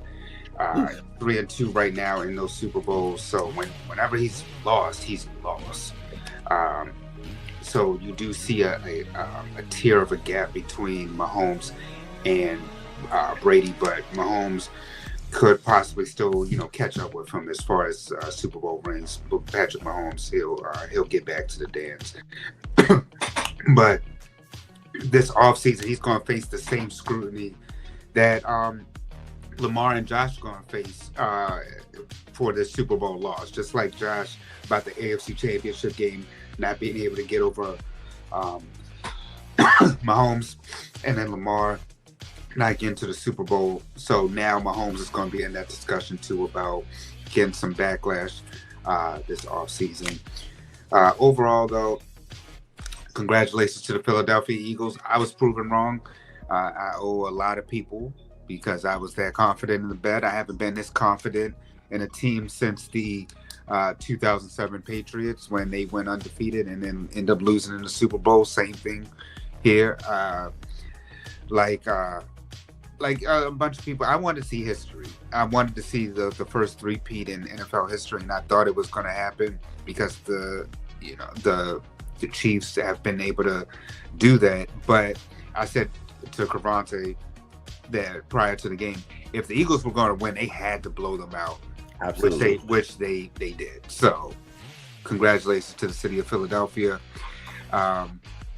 And like I said, I mean, I was wrong, but you know what? I don't mind being wrong because people like Saquon, AJ Brown, Sirianni, Hurts. I wanted Hurts, Carter, my man Kubijan.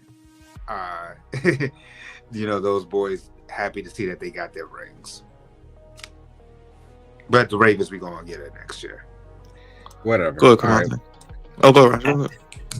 No, I was gonna say cut the music because I got something to play. Oh shoot! I got this quick. Go ahead. This is how I feel. This is how I feel about it. Are you gonna play? Go ahead. This is how I feel about the Super Bowl, real quick. This is my answer to it. And if you have not seen it yet, Mr. Blackwell, you still in the chat? Check this out. I know you probably haven't seen it, but damn it, this is how I feel.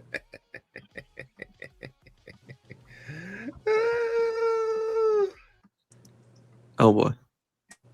Hit it, Keith. That's how I felt about the Super Bowl. It was phenomenal. It was great. I enjoyed every bit of it, and I'm feeling great. Like I said before, and like I said before, to all those halftime sucker MCs that want to say Kendrick's performance was bad, just wait till next year, and when you get a terrible performance by the Rolling Stones, or actually, it'll be Taylor Swift. My money's on Taylor. Well, whatever. You're going to get a terrible performance by somebody that you don't want to see at all. So just be careful. Our counterparts are going to want to see Taylor, brother. Just be careful what you wish for. You're just going to get it. But anyway, it was a phenomenal Super Bowl. I'm feeling great. Time to end the show. It is what it is. Go ahead, Cravante. Tom Brady still the GOAT is crazy.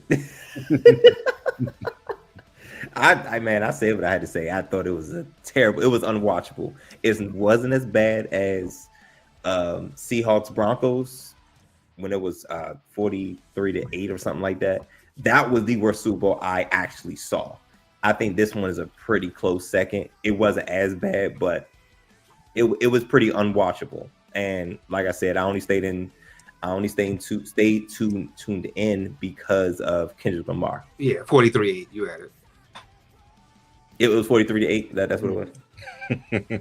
Yeah. So, yeah, terrible game, terrible performance. But Drake, I couldn't agree more. That's what we both were saying. Hey, man, you can't make it if it's close. It's going to the Chiefs. You have to beat them convincingly. You can't. Don't let the refs get involved in no way, shape, or form. Beat them. Oh, this Super Bowl was up there with Broncos Seahawks because they scored twice in garbage time. No, this was annihilation. You think it was lit because the other festivities. That I love the first Ravens Super Bowl too. That was beautiful as well. Oh, that was a good behind whooping too. I didn't say it. It's up there, but it's not worse. It wasn't worse. So yeah, maybe the second worst Super Bowl I've ever seen, like, and been like engaged in. Definitely second worst, but it is what it is. Kansas City Chiefs will retool, and I'm sure you can pencil them in to get back to the AFC Championship. And yes, Miss Lockwood. And now we have to deal with the Eagles for the foreseeable future, and they are a pretty young bunch, and that looks like a complete team over there. So we got to deal with them for the foreseeable future, but they got to deal with us for the foreseeable future. And my guy JD5. How you feel, Cavante? Opening night in Philly. You ready? I'm already calling it. Yeah, I'm calling it too. I think it's going to be a repeat of the NFC championship matchup, and come let's start it. Let's do it. Start off the season. Let's start the season. Let's get right. And Adam Peters is going to have another full season scouting and draft off season. So we're gonna get some guys in here. So we're going to be better next year. I'm not saying we're going anything crazy. I'm not going to have no crazy high expectations because the second year is a thing. Jay Nance may not look as phenomenal, as a rookie. His second year, he may be a step or two back, but I want the team around him to get better because our window is open now. Oh, look at this mess. Look at this mess, right? But I'm excited. I already told you I'm excited moving forward. So I'm glad the cloud over DC is gone, and maybe I'm hearing the team may go back to DC soon. So we'll see how that goes. Got some Commanders content coming this offseason for you real soon. Check out that video today. I predicted the first game for the Eagles will be Commanders going to Philly. We'll get a first look at JD5 in year 2. We'll see if that comes to fruition. So check out that video. Drizzy J, real quick, episode 478 next week. We got a special guest, right? Yes, my man AJ is coming on. Talk about the film that he did. I can't wait to hear his thoughts about his Vikings as well. Ooh. Not ooh. Because they were talking about paying Sam Darnold mid-season. They were talking about paying him big money. They still might. It ain't gonna be as big. Probably franchise tag. Yeah. We'll see. He'll take it. Big Raj, a lot of content on the channel. A lot more coming this week. What do the people need to know? Just hit the like and subscribe button. I don't got nothing else to say. I'm ready to get out of here. I'm tired. We'll be live Wednesday for Dynamite. Tomorrow, you'll get my thoughts on the mass releases of AEW. I'm going to sit down. I'm going to give you my thoughts. I'm going to tell you how Tony Khan has failed another 3 professional wrestlers, and we will go into it. I'll give you all my recap, and I'll give you how I feel about that as well. We got Ravens content. I'm going to tell you some of the biggest needs. I may do a little soliloquy on Aaron Rodgers. The Jets told him they don't want him anymore. Sayonara. Where does he go? And good. Yeah. We'll got a lot of content coming this week. We'll be live this weekend for NXT and All-Star Weekend as well. And AEW Grand Slam as well, possibly. So a lot of content coming up as we're on the road to March. And next up, March Madness. We got the Combine too, so we'll be talking about that also. But executive producer and co-founder, Drizzy Dre, Andre Melton. Last but not least, we got our brother, the senior producer, Cavante, captain of the Goofy, and on social media, Big Rod. Once again, our guest, he's still backstage. Show some love once again for our boy, Mr. Phillip Blackwell. Shout out to him. He's still hanging out with us. Episode 478 in the books. We're putting the kids to bed. Thank you again for joining us. We'll see you with more content tomorrow on the channel. Only place fellas giving you sports how you want and when you need it. When you need it. God's favorite host, signing off for Dre, Cavante, and Drizzy Dre and Raj. Have a good night, everybody. Thank y'all for watching. Peace. Peace.